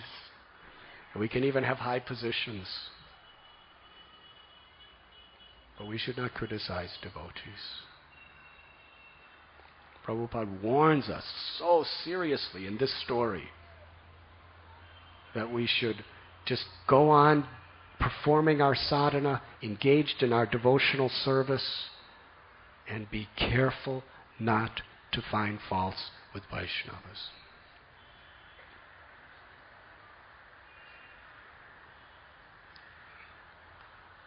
To encourage devotees, to see the glories in devotees. In Sri Chaitanya Bhagavat, there was that one devotee who came to Sri Chaitanya Mahaprabhu in Kuliagram and told him, with this mouth I have blasphemed your devotees. What should I do? Lord Chaitanya said, blasphemy of devotees, criticizing of devotees, is like drinking poison. The only antidote is nectar. Glorifying devotees is nectar. With the same mouth that drank the poison of blasphemy, praise those devotees, drink nectar, and you will go back home, back to Godhead.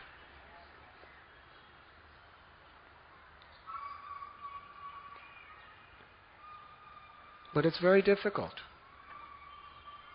Because when so many people are talking criticisms, and then just anybody can put their criticisms on the international venue of the internet. And anybody could say anything about anyone. It becomes fashionable. We have seen. People are very proud and fashionable about criticizing others. It makes them seem very important. It makes them really feel like they're in the groove. And if you don't want to hear it, and you don't want to speak it, that's sentimental, just sentimentalism, fool. You will be labeled as a sentimental fool if you don't criticize and blaspheme Vaishnavas by other Vaishnavas. That's the condition in this age of Kali. But who should we take seriously? Those people who are putting the stake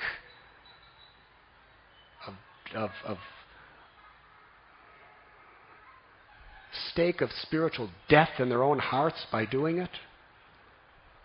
Or the words of Srila Prabhupada, the words of Srimad Bhagavatam, the words of Sri Chaitanya Mahaprabhu and all of his associates and the entire parampara. They are all calling out very, very loudly, do not criticize others. Encourage Vaishnavas. Follow proper etiquette. Chant the glories of the Lord, chant the glories of the devotees. Trinadapi sunichena taror ibasehishna amanina manadena kirtaniya sadahari. This verse is not a detail. Why is it quoted so much? It's a matter of spiritual life and death. To learn to offer honor to others and not expect it or demand it ourselves.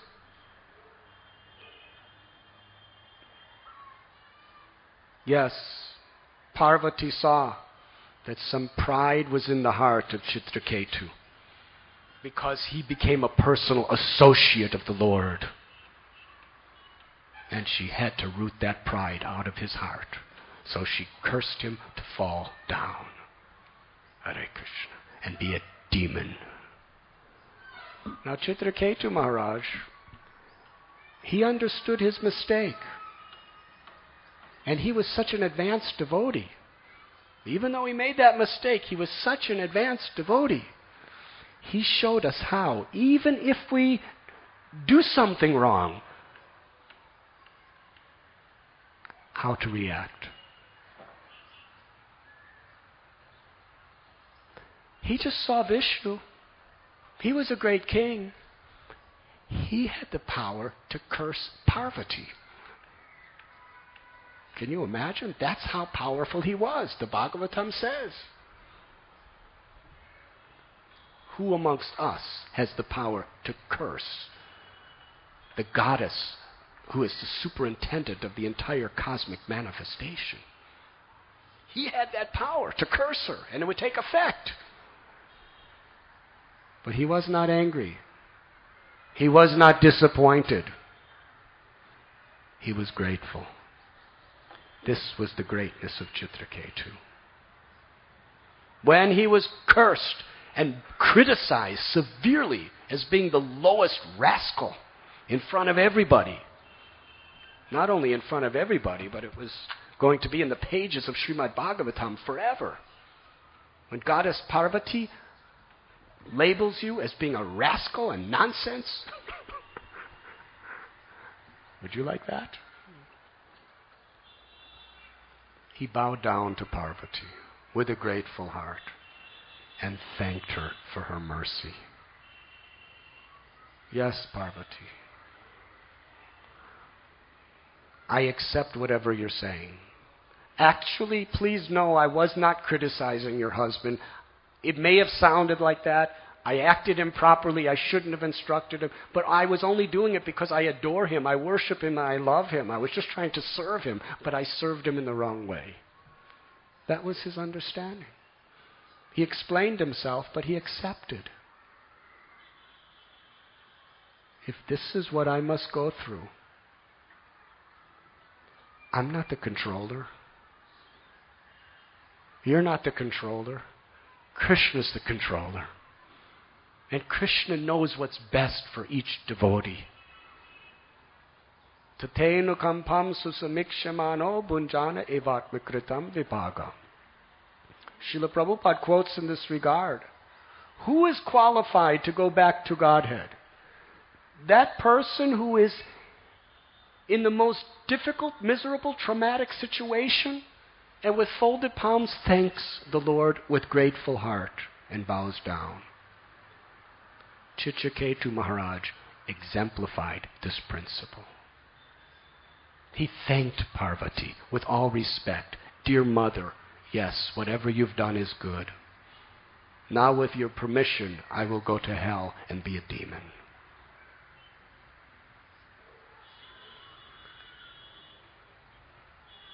Shiva, Parvati, and all the great sages were so deeply impressed with Chitraketu Maharaj.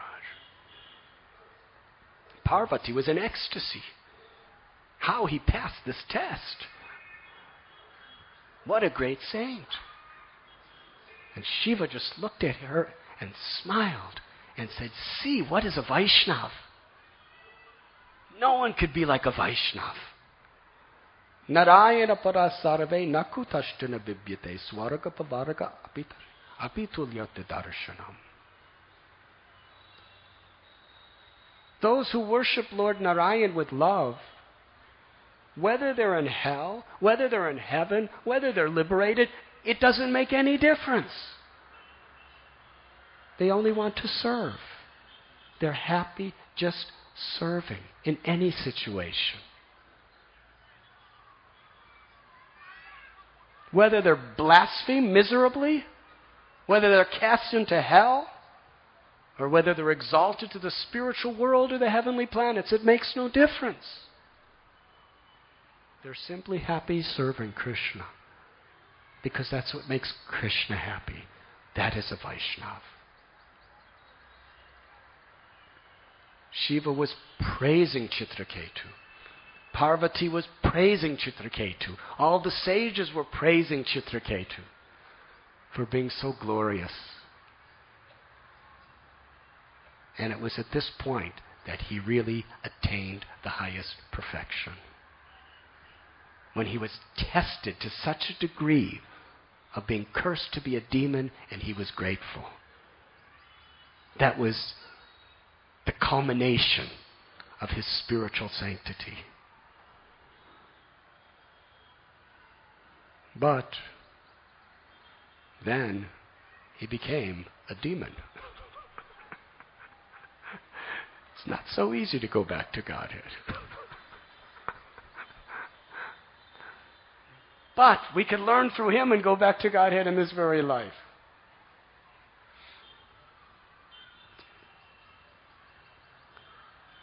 Should I continue? What time is lunch, Prasad? Does anyone know?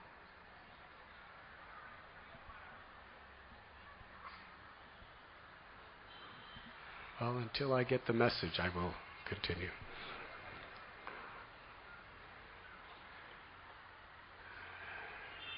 Meanwhile, back in Swargaloka, King Indra is sitting on his throne. He's being worshipped by all sages, rishis, demigods, with Sachi, his consort, on his side, on a beautiful throne. And while he's being worshipped, his guru, Brihaspati, comes into the room. Indra didn't criticize him. He saw him, but he didn't do anything. After all, he's sitting on a throne and everyone's chanting Indra's glories. In the Samaveda, Rig Veda, there's so many beautiful hymns praising Lord Indra. They're chanting these hymns and chamaras and gifts. And he's just performing his duty by accepting all this puja. That's the duty of Indra, to accept all this puja. So he just went on accepting. Brihaspati came in and left. Why did he leave? Because he knew Indra's going to fall down. Why? He made an offense. He did not honor a great Vaishnav when he came in. Romaharshan Sutta was speaking Vyasadev's message. He was speaking Bhagavat philosophy to the sages of Naimisharanya. But he didn't stand up to offer reception to Balaram. Balaram understood such an offense. And he taught the world very strongly we should not offend great souls. Romaharshan didn't say anything against Balaram. He didn't do anything. That's also an offense. So Brihaspati left. And as soon as he left, Indra, who's a very learned scholar and a very, very powerful Vaishnava. Don't think Indra's just an ordinary devotee in the Bhakta program. He offers yajna. Vishnu always personally comes live in person and accepts the offerings. Very powerful. Indra knew, what have I done? I offended my guru. And because of that offense, he lost everything. The demons, they pleased their guru, Shukracharya, and they got power. And they rooted the demigods. Srila Prabhupada writes that when a devotee performs devotional service, all that devotee's relatives, near and dear ones, all get tremendous spiritual benefit by his or her devotional service. But when devotees make mistakes, relatives and near and dear ones also may have to share that offense. So all the demigods,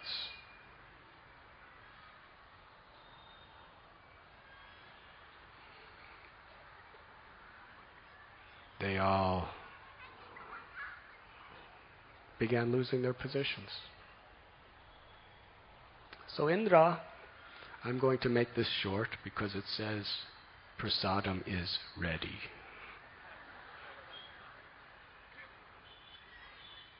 Are you ready for prasadam?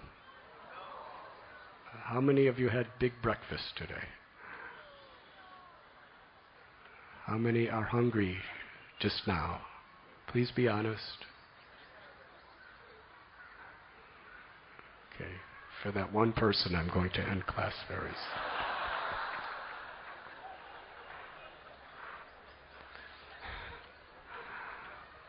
I think he's so honestly speaking for everyone.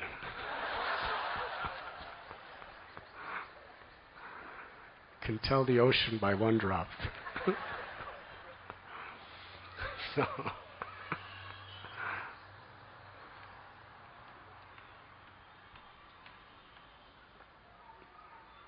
So Indra goes to Lord Vishnu, Lord Brahma, and is told to go to Vishwarup.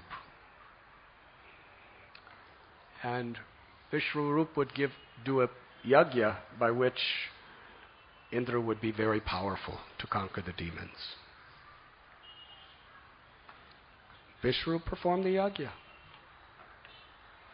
gave Indra tremendous power, and he actually conquered and got all of his abode and everything and all his wealth back. But he found that Vishwarup, who had relatives on both the demon and demigod sides, he was impartial to everyone. He was everyone's well-wisher. So he offered an oblation for the benefit of the asuras, and Indra found out about that and cut off his heads. Hare Krishna. We won't go into so many details, but just see how material desire, how false pride can corrupt a person's intelligence. He accepted Vishwarup as his guru. Vishwarup got everything back for him, gave him tremendous powers, protected him. But as soon as he did one thing that caused fear in Indra's heart, he killed him. Now, this is the nature of material affection.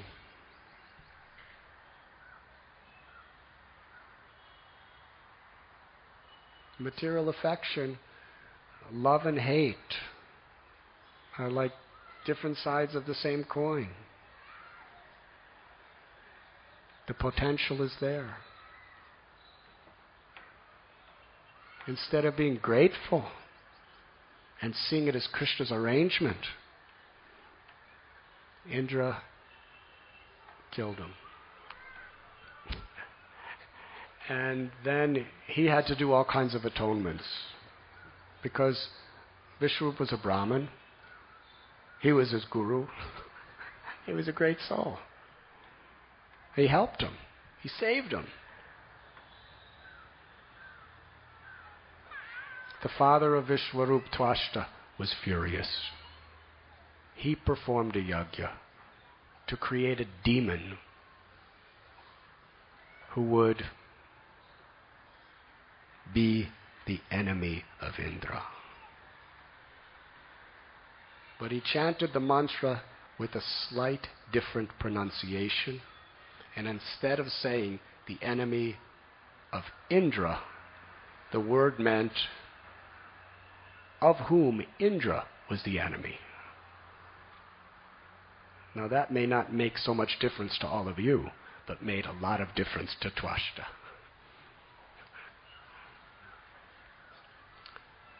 That means instead of the person who would kill Indra, it would mean the person who would be killed by Indra. So out from this fire came Vritrasura. Vritrasura, in his previous life, was the great, humble devotee Maharaj Chitraketu. Instead of his beautiful spiritual form as Chitraketu, he now had the ugliest possible body. He was huge. He just caused fear to everyone. Now Chitraketu was only longing to be in the association of devotees. But he understood everything is the will of the Lord. Poor Vritrasura. Just imagine, poor Chitraketu Maharaj. He's born as an enemy of the devotees. And his only associates are demons. And he's fighting for the demons. His duty is to kill the devotees. And he's hated by the devotees. But he has to do it because it's the will of the Lord. Totally misunderstood by everyone. All the sages, all the rishis, all the Vaishnavas, all the demigods who are Vaishnavas, they hate him. He's their worst enemy. They're all praying for him to be dead. And the demons, who are just lusty, proud, envious rascals, they don't love him. They just want to exploit him for their own purposes. Now, all of you are devotees. How would you like to be in that type of association? Where every devotee hates you and wants you to die. And the worst, most sinful demons are simply praising you to exploit you. Totally misunderstood. No one understood him. And he didn't have a mother. Usually, no matter how bad you are, your mother understands you. And even if you're really bad, your mother misunderstands you in such a way to think you're nice. Yes? Hiranyakashipu, Hiranyaksha, they had deity. Even though all the devotees and all the demigods hated him, at least they had a mother saying, "Oh, you're so nice. They don't understand you. I know who you are." Yes? He didn't even have that. Ravana, what was it, Keshini and Vishrava? He had a father, and Ravana had a mother and father who just thought he was just misunderstood. Blinded by parental affection. But Vritrasura had no mother. "Oh, little Vritri, they just don't understand you. I know who you are." What's it like? Nothing. Everybody good hated him. And everyone bad was just wanted to use him, exploit him. Miserable situation. Totally misunderstood. Tatenu kampam susamikshimano. He accepted it because it was the will of the Lord. Many examples of this. Here, his dharma is to fight and kill the devotees. And he loves them all. He has to do it. Something like Bhishma. Bhishma loves the Pandavas more than anyone else on earth after Krishna. But he's obliged to fight against them. It was the will of Krishna to teach the world that even the greatest conqueror like Bhishma will be destroyed and defeated if he has the wrong association and takes side with that bad people.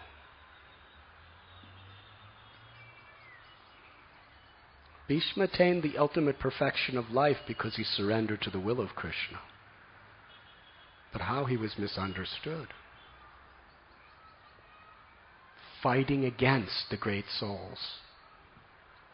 Protecting the envious.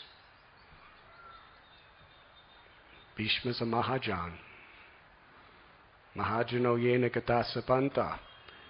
Vritrasura was following in the footsteps of the great Mahajan Bhishma in this regard. And he went into the battlefield, and all the asuras were with him. They attacked. And the amazing thing is, the demons struck first. They were shooting arrows and thunderbolts, and they were, by their mystic powers, they were showering the demigods with mountains and trees and rocks and astras and brahmastras and all kinds of things, and somehow or other, by the power of Indra, fought against them. Now actually, before the fight, just by seeing Vritrasura, the demigods realized they were defeated. So they approached Vishnu. What are we going to do now? This Vritrasura single-handedly can destroy all of us. And the Lord told them they should approach Dadichi. And through the bones of his body, they should create a thunderbolt, and that thunderbolt will defeat Vritrasura. So demigods go to Dadichi. And they asked him, we want you to die so that we can take your bones and make them into a thunderbolt so that we can regain our heavenly kingdoms and enjoy. Essentially, that's what they were asking.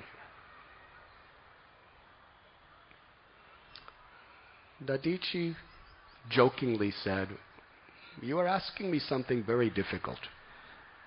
People are willing to do anything to maintain their life, because without this body, you can't enjoy anything. People will beg, borrow, steal, sin, anything to protect this body. Body is so dear. It's our identity in this world. How can you expect me to just give up this body? He wanted to hear religious principles from the Devatas. And the Devatas preached to him. Actually, a great soul, for the benefit of others, is willing to even give up his life. Harivo. Practice what you preach, O Devatas. For your sense gratification, you want this great Brahmin to die. And you're telling him that great souls should be willing to die for others. But we want you to die for us. So therefore you should die for us. Because great souls die for others. Haribo. Quite hypocritical. But they were attached. Dadichi was detached. He said, oh, thank you. You enlightened me so nicely. Now I will die. And he just went into meditation and merged his body into the 5 elements and merged his mind in remembering the Supreme Personality of Godhead and attained perfection. The demigods brought Vishwakarma, and with his help, they took all the bones of Dadichi and created a very, very formidable thunderbolt for Indra to fight Vritrasura. So Vritrasura led them on their attack. And the demons just showered the demigods with all kinds of weapons, and the weapons, along with Indra, the demigods just annihilated all their weapons. And the demons were so afraid. The demigods didn't even do anything to them. They just humbled them, that all their weapons were powerless. So all the demons turned their backs and ran away. Hare Krishna. Vritrasura was looking at them. He chastised them. Why are you running away? Come back and fight. Why are you such cowards? Do you not know in the Shastras there's 2 auspicious ways to die? Everyone has to die. There is no exception in this world. The soul is eternal. The body is temporary. Death is inevitable. But there are 2 auspicious ways to die. One is through the mystic yogic process as a Vaishnava, to fix your consciousness on Krishna at the time of death. Then you go back home, back to Godhead. And the other auspicious way to die is, if you're a Kshatriya, to die on the battlefield. If you win the battle, you get great opulences. If you die, you go to the heavenly planets and enjoy. So what is the harm? Come back and fight. But the demons were so frustrated because none of their weapons had any effect. They just kept running. And the demigods saw this and started running from behind them, just attacking them from behind. And Vritrasura chastised the demigods. So what? Why are you attacking them from behind? That means you're cowards. According to the laws of Kshatriya code, if one is a coward and running away, you never fight with them. You're shooting your weapons at the back of these cowardly demons. That means you're as cowardly as them. I'm standing right here before you, all alone, ready to fight you all single-handedly. If you have any real bravery or heroism, don't run after people fleeing away. Fight me. The entire army of demigods were assembled, and Vritrasura was ready to fight them single-handedly. He picked up his trident. It was a huge trident. And just attacked. And with his feet, he was crushing the demigods.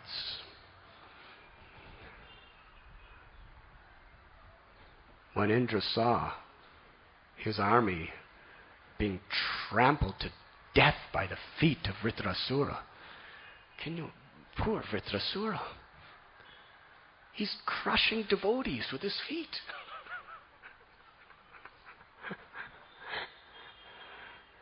But it was the will of the Lord. Indra stood before him, challenged. He threw a club, powerful, formidable club, toward Vritrasura, who effortlessly caught it with his left hand and then took Indra's club and smashed Airavata, Indra's elephant carrier, in the forehead. Airavata fell back 14 yards, vomited blood, and fell to the ground. Indra on top of him. Indra became really, really discouraged. Very, very discouraged. What am I going to do now? This man is so powerful.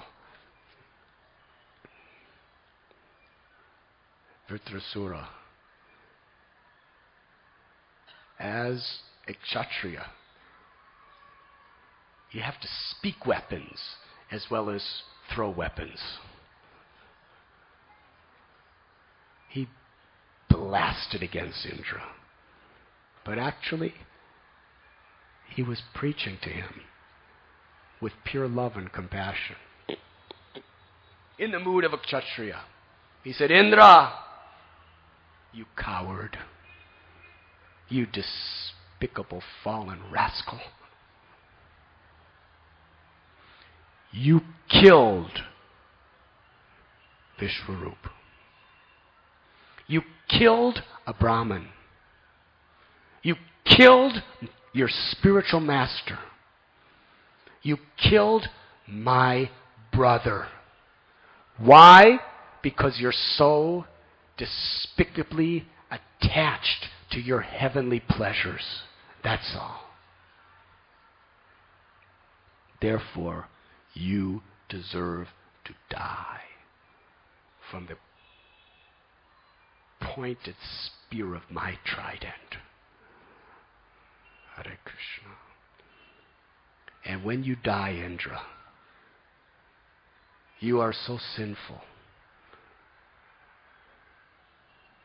even fire will not touch you to purify your body. You will simply be eaten by beastly, despicable vultures.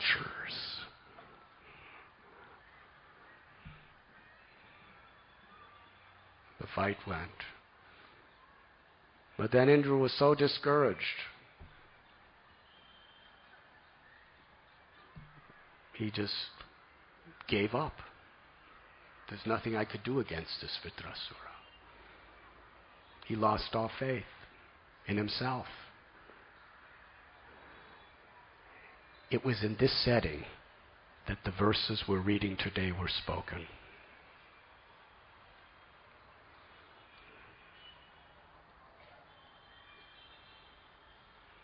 Should I read you the verses?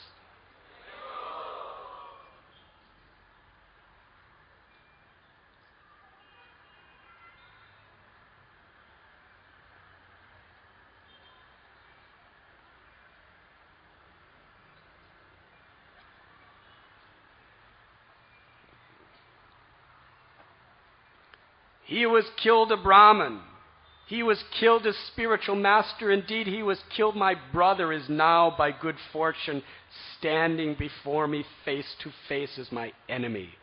O most abominable one, when I pierce your stone-like heart with my trident, I shall be freed from my debt to my brother. Only for the sake of living in the heavenly planets, you killed my other brother, a self-realized, sinful, qualified Brahmin who had appointed your chief priest. He was your spiritual master, but although you entrusted him with the performance of your sacrifice, you later mercilessly severed his heads from his body the way one butchers an animal. Indra, you are bereft of all shame, mercy, glory, and good fortune. Deprived of these good qualities by the reactions of your fruitive activities, you are to be condemned even by the man-eaters, Rakshasas. Now I shall pierce your body with my trident, and after you die with great pain, even fire will not touch you. Only the vultures will eat your body. Do you like this? Please listen carefully. You are naturally cruel. If the other demigods, unaware of my prowess, follow you by attacking me with raised weapons, I shall sever their heads with my sharp trident. With those heads I shall perform a sacrifice to Bhairava and the other leaders of the ghosts, along with their hordes. But if in this battle you cut off my head with your thunderbolt and kill my soldiers, O Indra, O great hero. This is so beautiful. The verses we just read is chastising Indra out of loving compassion, to try to get him out of his maya, to try to cut through his false ego, to try to humble him from his egoistic position, to get him to actually repent for his material attachments and how they drove him to such abominable activities. But now, from this verse on, Vritrasura is calling him a great hero and telling what will happen if he kills him. And what a benediction it will be to Vritrasura. But if in this battle you cut off my head with your thunderbolt and kill my soldiers, O Indra, O great hero, I shall take great pleasure in offering my body to other living entities such as jackals and vultures. I shall thus be relieved of my obligations to the reactions of my karma, and my fortune will be to receive the dust from the lotus feet of great devotees like Narada Muni. Vritrasura is here. If you kill me, my body's abominable. I'm a demon. I don't care what happens to this body. You are so attached to your body. You offend your own guru. You kill your own guru. nice Brahmin like Dadichi, you make him die just for your body? Well, as far as I'm concerned, I will take great pleasure in this wretched body of mine being eaten by vultures and jackals. But in my mind, in my heart, I will find complete shelter in the dust of the lotus feet of great devotees like Narada Muni. O King of the demigods, since I, your enemy, am standing before you, why don't you hurl your thunderbolt at me? Although your attack upon me with your club was certainly useless, like a request of money from a miser, the thunderbolt you carry will not be useless. You need have no doubts about this. He's telling Indra, you should not be so attached to your activities. Success, failure, honor, dishonor, these dualities, victory, defeat, loss and gain. Basic teaching of Gita. We should just perform our duties for the sake of Dharma, for the sake of Krishna's pleasure, and not be attached to the results. Why are you discouraged, Indra? You're just standing there as if you're defeated. You're not even willing to fight anymore because your club didn't work. You've given up your fight because of some setback. Don't worry. Keep fighting. This is a message to all of us. Srila Prabhupada explains that when we become devotees, we're declaring war against Maya.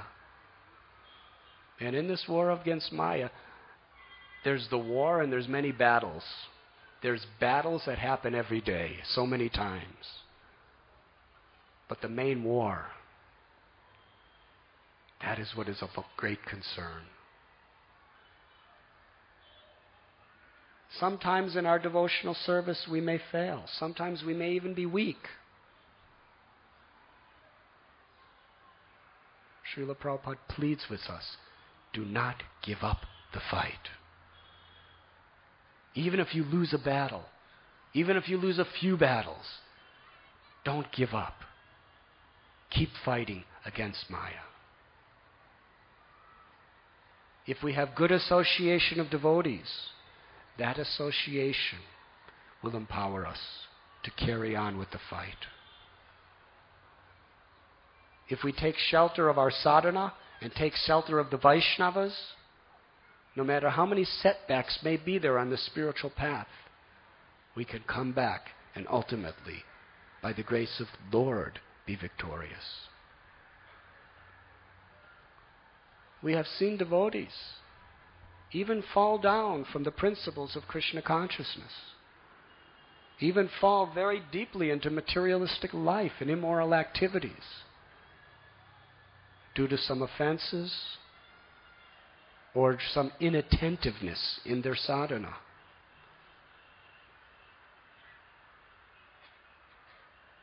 But if they once again come in the association of devotees and get that encouragement, they can be empowered to make great comebacks. And in this life go back home, back to Godhead. So a devotee should always be very, very strict not to fall victim to Maya. But even if there's a setback, we should never give up the association of Vaishnavas and never give up fighting the battle, the war. This is what Vritrasura is telling Indra and telling all of us. Krishna will help us if we just keep fighting. Never give up. No matter what, never give up.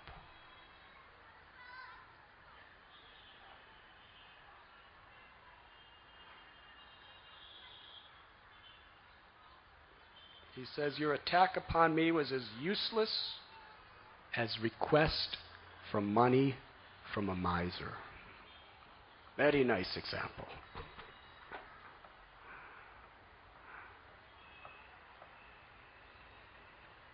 O Indra, king of heaven, the thunderbolt you carry to kill me has been empowered by the prowess of Lord Vishnu and the strength of Dadichi's austerities.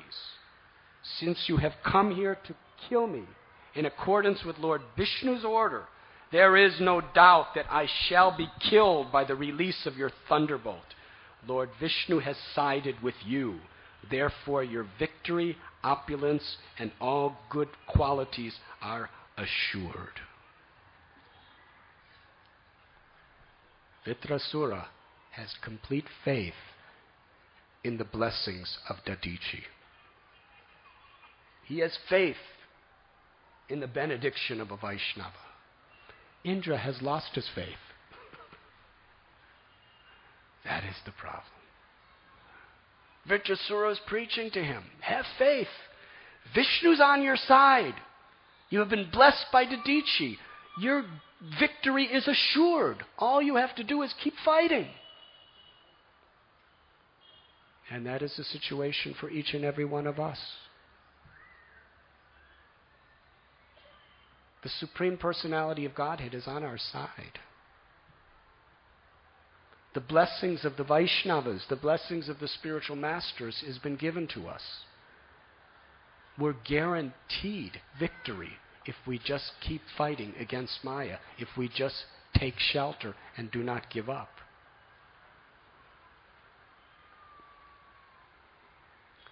By the force of your thunderbolt, I shall be freed from material bondage and shall give up this body and this world of material desires. Fixing my mind upon the lotus feet of Lord Shankarshan, I shall attain the destination of such great sages as Narada Muni, just as Lord Shankarshan has said.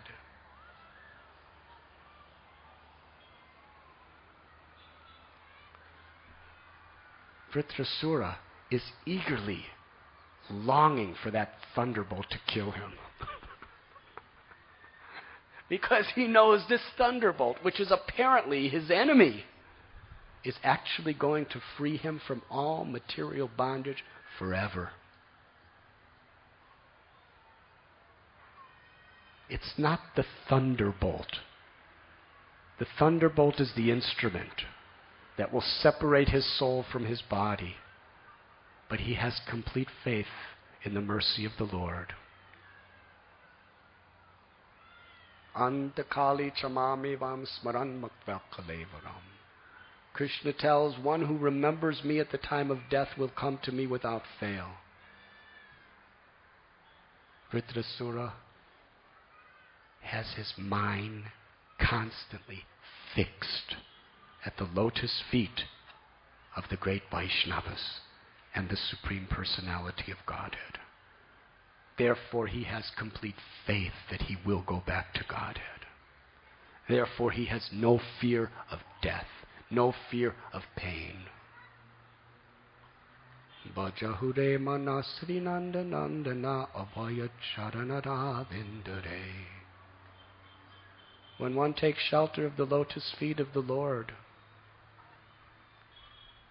one has no more fear. The all-pervading nature of material existence is fear. Vritrasura is exemplifying this perfectly. If we just fix our mind on Krishna in this life, Krishna will naturally be there by his own sweet will at the time of death. And Sri Chaitanya Mahaprabhu taught us the simple, sublime means by which everyone and anyone can take shelter of Krishna in this age. By really striving to constantly chant the holy names.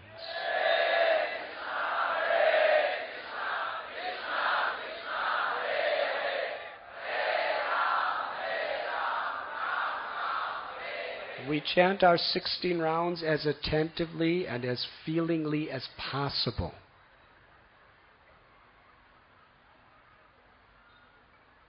But that creates, not exactly creates, it invites the Lord into our heart to manifest himself when we chant the holy names. But we should not be satisfied that we have just chanted 16 attentive good rounds in a day. Once we establish Krishna's presence in our heart in the morning when we chant, we should be striving at every possible moment to chant and remember Krishna's holy names. Maya is there everywhere. When the mind is idle, Maya is there to take over. So in every situation, we should engross our consciousness in service. But whenever possible, with our mind, with our lips, throughout the day, we should be struggling to constantly chant the holy names.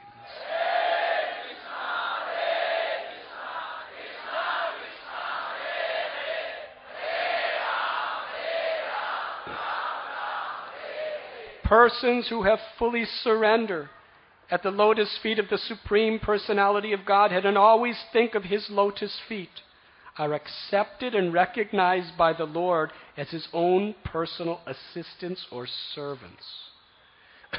The Lord never bestows upon such servants the brilliant opulences of the upper, lower, and middle planetary systems of this material world. When one possesses material opulences in any of these three divisions of the universe, his possessions naturally increase his enmity, anxiety, mental agitation, pride, and belligerence. Did everyone hear that? Thus, one goes through much endeavor to increase and maintain his possessions, and he suffers great unhappiness when he loses them.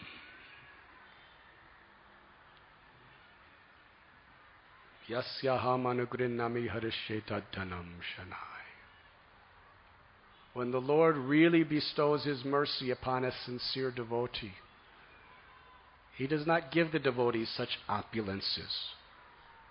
Because such opulences in this world, as we see with Indra and the Devatas and so many people in our contemporary world, these opulences increase anxiety, enmity. Why enmity? Because there's so much competition of people who want that. And if you have a lot, if there's any attachment at all to what you have in material opulence, you'll be envious of people who have more. And you'll be fearful of people who are trying to get what you have. Therefore, enmity. A devotee is supposed to be a well-wisher of all living beings. Anxieties, because there's so much burden to protect it, to increase it. Mental agitation, and because you have more than others, there's pride and belligerence. When there's pride, you misuse others by acting and speaking harshly toward them. And thus one goes through much endeavor to increase and maintain his possessions. In other words, you become a prisoner of success. And he suffers great unhappiness when he loses them. O Lord, the Supreme Personality of Godhead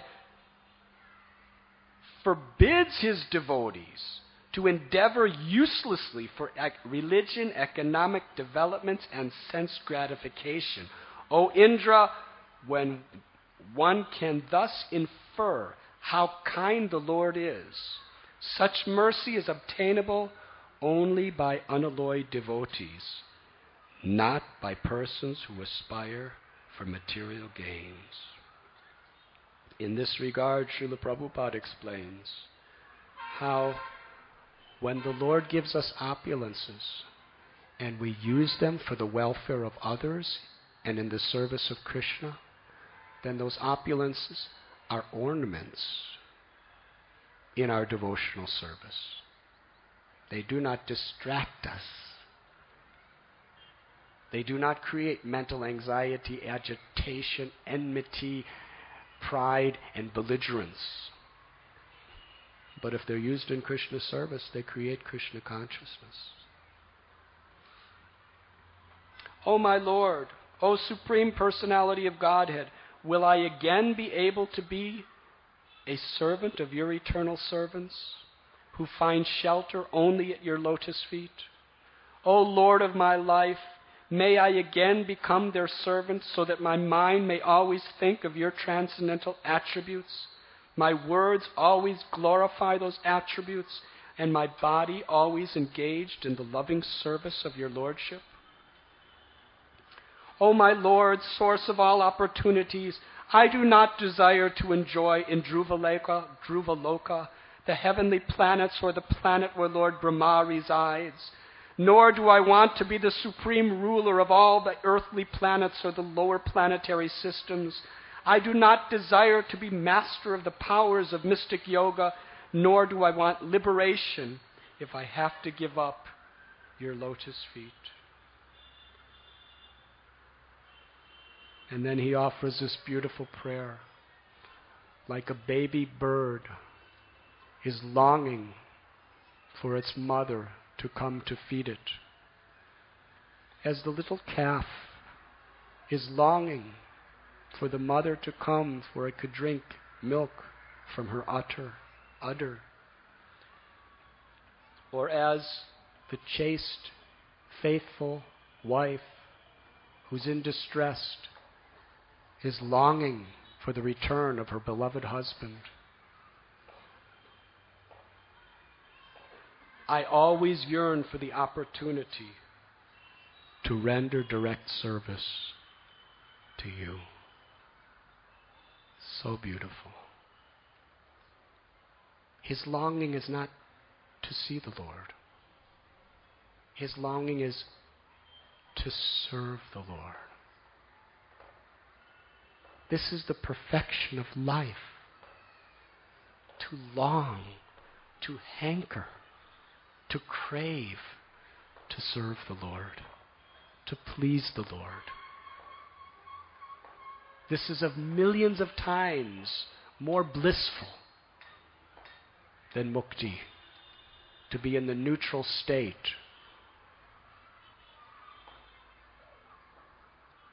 of the conception of being one with God. Prema is like a vast ocean, whereas impersonal mukti is not even a drop in comparison, in relation to the happiness we derive. He's longing to serve the Lord, to please the Lord. O my Lord, my Master, I am wandering throughout this material world as a result of my fruitive activities. Therefore, I simply seek friendship in the association of your pious and enlightened devotees. My attachment to my body, wife, children, and home is continuing by the spell of your external energy, but I wish to be attached to them no longer. Let my mind, my consciousness, and everything I have be attached only to you. Vritrasura, in the perfectly enlightened state, is teaching us. He is simply seeking friendship in the association of devotees. No greater benediction. It is the highest blessing of the Supreme Personality of Godhead in our lives, to have friendship in the association of devotees. We should not take it lightly or for granted. it has taken us millions and millions of births. Suffering, birth, old age, disease, and death, to finally come to the point where the doors to the spiritual world are being opened before us through friendship and the association of devotees. Vritrasura, this great Vaishnava, has already in previous verses said, I don't want mystic powers. I don't want elevation to heavenly planets. I don't want any type of material pleasures. I don't even want liberation. But what I do long for, what I do seek, is friendship in the association of devotees. That is why we are here at the Punya Yatra. To actually apply all that we're hearing and benefit, we have to learn how to make friendships in the association of devotees. And what does friendship mean?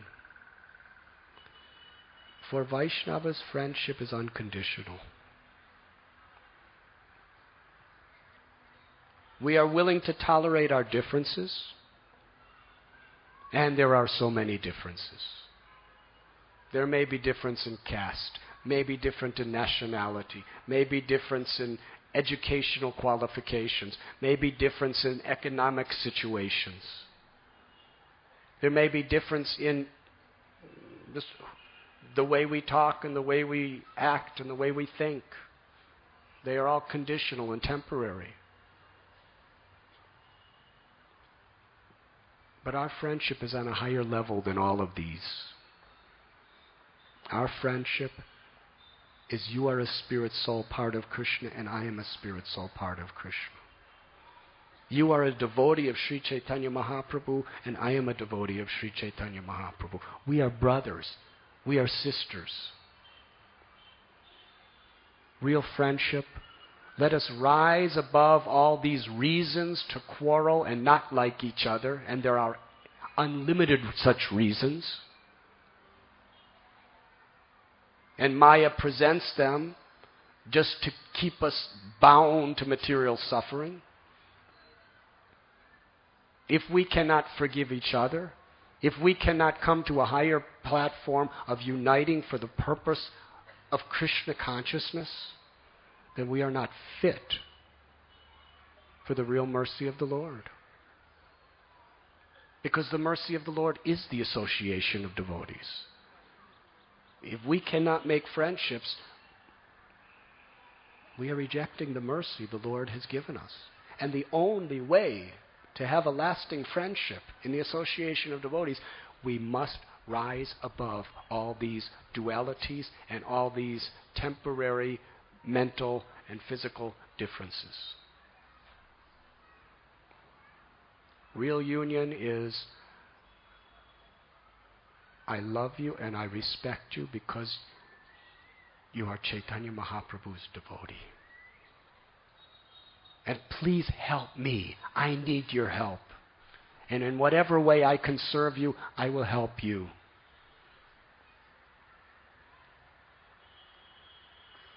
We will speak about Krishna together. If you're down, I'll help you up. If I'm down, please help me up.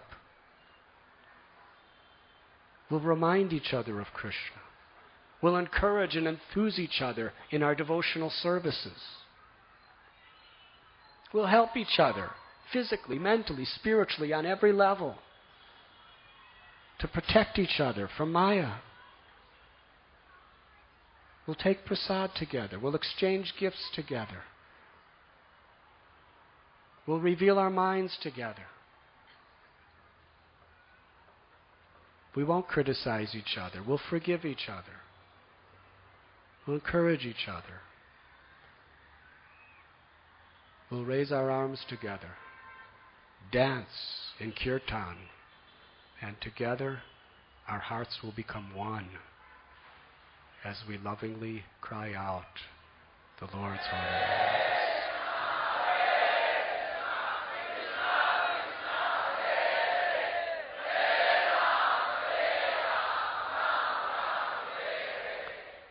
That is Vaishnav culture.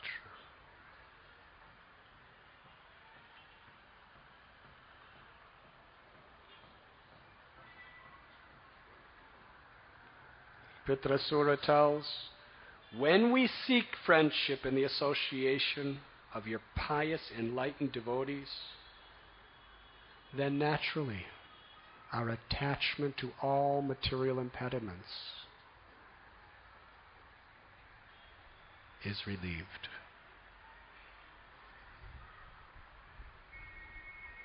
And then only can we fix our consciousness. Let my mind, my consciousness, and everything I have be attached only to you. This is the prayer of Queen Kunti. Tvai me nanya vishaya mathir madhupate sakrit ratim udvahatat adha gangevo gam udanvati. Kunti prays, as a mother, as a lady, I'm naturally very attached to all these family matters. Please relieve me of all these family attachments and let my attraction be only to you. Kunti Devi never gave up her responsibilities for her family. Kunti Devi never gave up her love for her family members. But the mundane bodily attachment was transformed into Vaishnav Seva.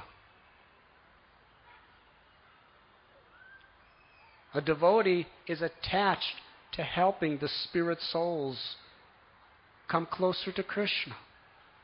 That is real love. And that includes our own family members.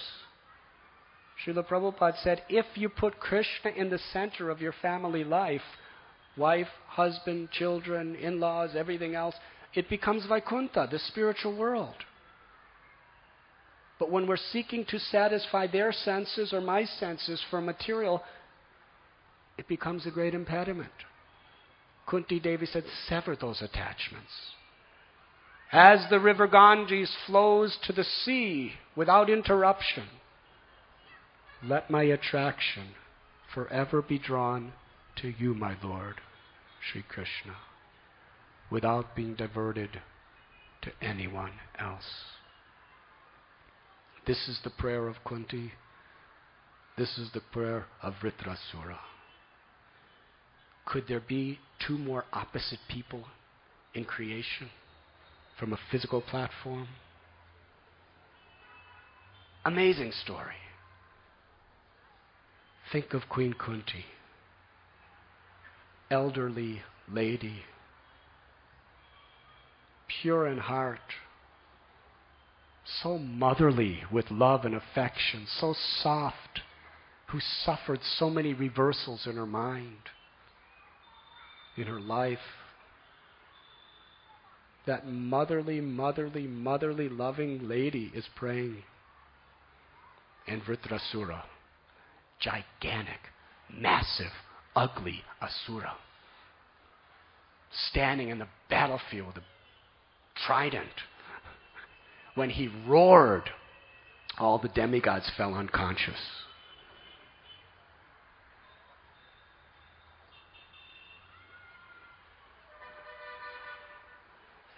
So there is much variegatedness amongst Vaishnavas. There is Vritrasura, there is Kunti Devi. Physically, in every way, they're absolute opposites. But they're offering the same exact prayer from the core of their hearts.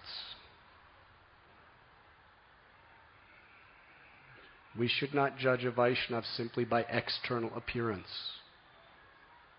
but we understand a Vaishnav by their motivations, by their purpose. Vritrasura and Kunti are one in heart. They're humbly, simply praying for the association of devotees, and to always remember Krishna in that association and to never forget him. So that with a feeling, loving heart in life and death,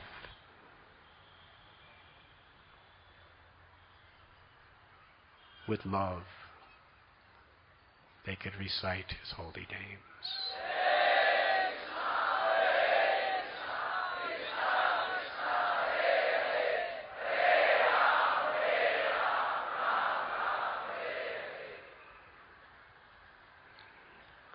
That brings us to the verses that the brahmacharis has given us to speak on today.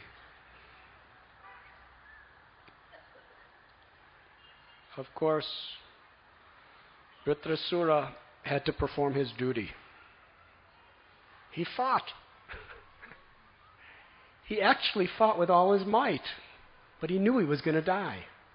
It was all just a show, in one sense. It was a service. He attacked Indra with his club.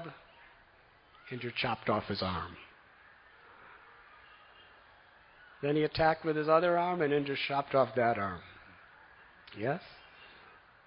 And then he had no arms.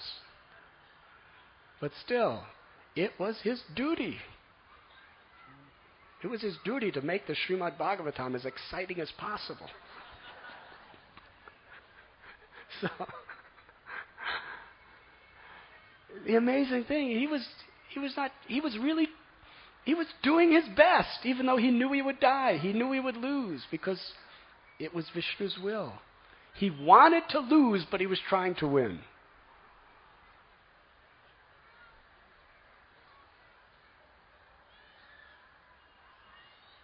Just as a matter of service. He opened his mouth and swallowed Indra. Hare Krishna. But Indra, because he had this Narayan Kavacha. And who gave Indra Narayan Kavacha? Does anyone know?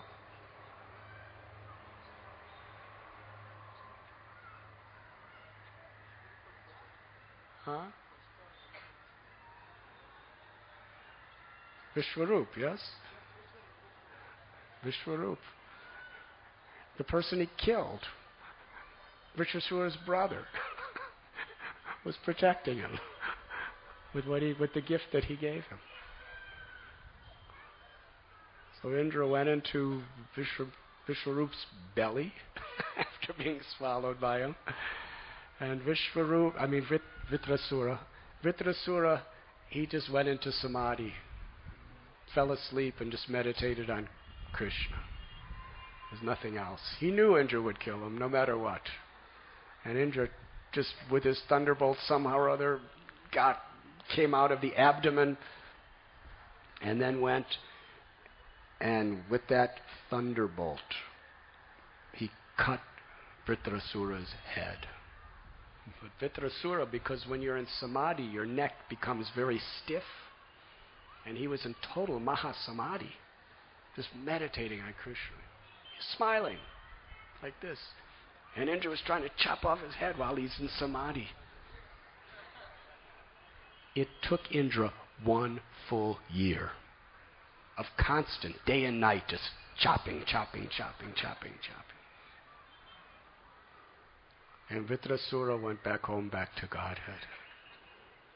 And Indra was stuck in the material world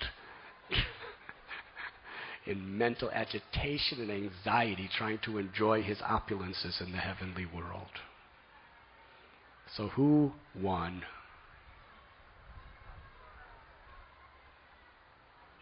In losing the battle, apparently, Vritrasura attained the highest victory of going back home, back to Godhead.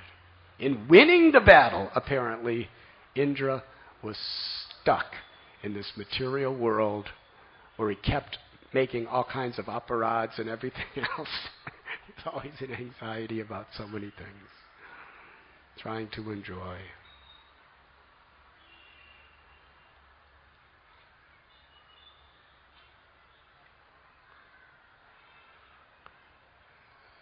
through this lesson we understand what is of real value in our life. Krishna consciousness. The gift Srila Prabhupada has given us. Thank you very much. Hare Krishna. Vritrasura Maharaj ki jai. Srila Prabhupada ki jai. Gauda Premanandi. We have three choices: questions and answers, kirtan or prasad.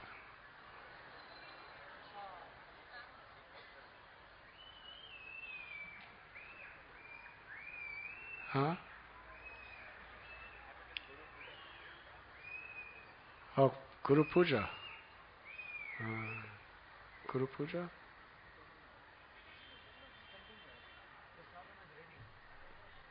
Guru Puja we didn't have, so we could either have Guru Puja or just go straight for Prasad, whatever you say.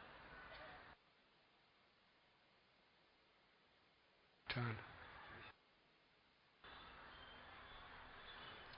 Hari, we will have Guru Puja for Srila Prabhupada, and then we will all go for Prasad. Will be announced.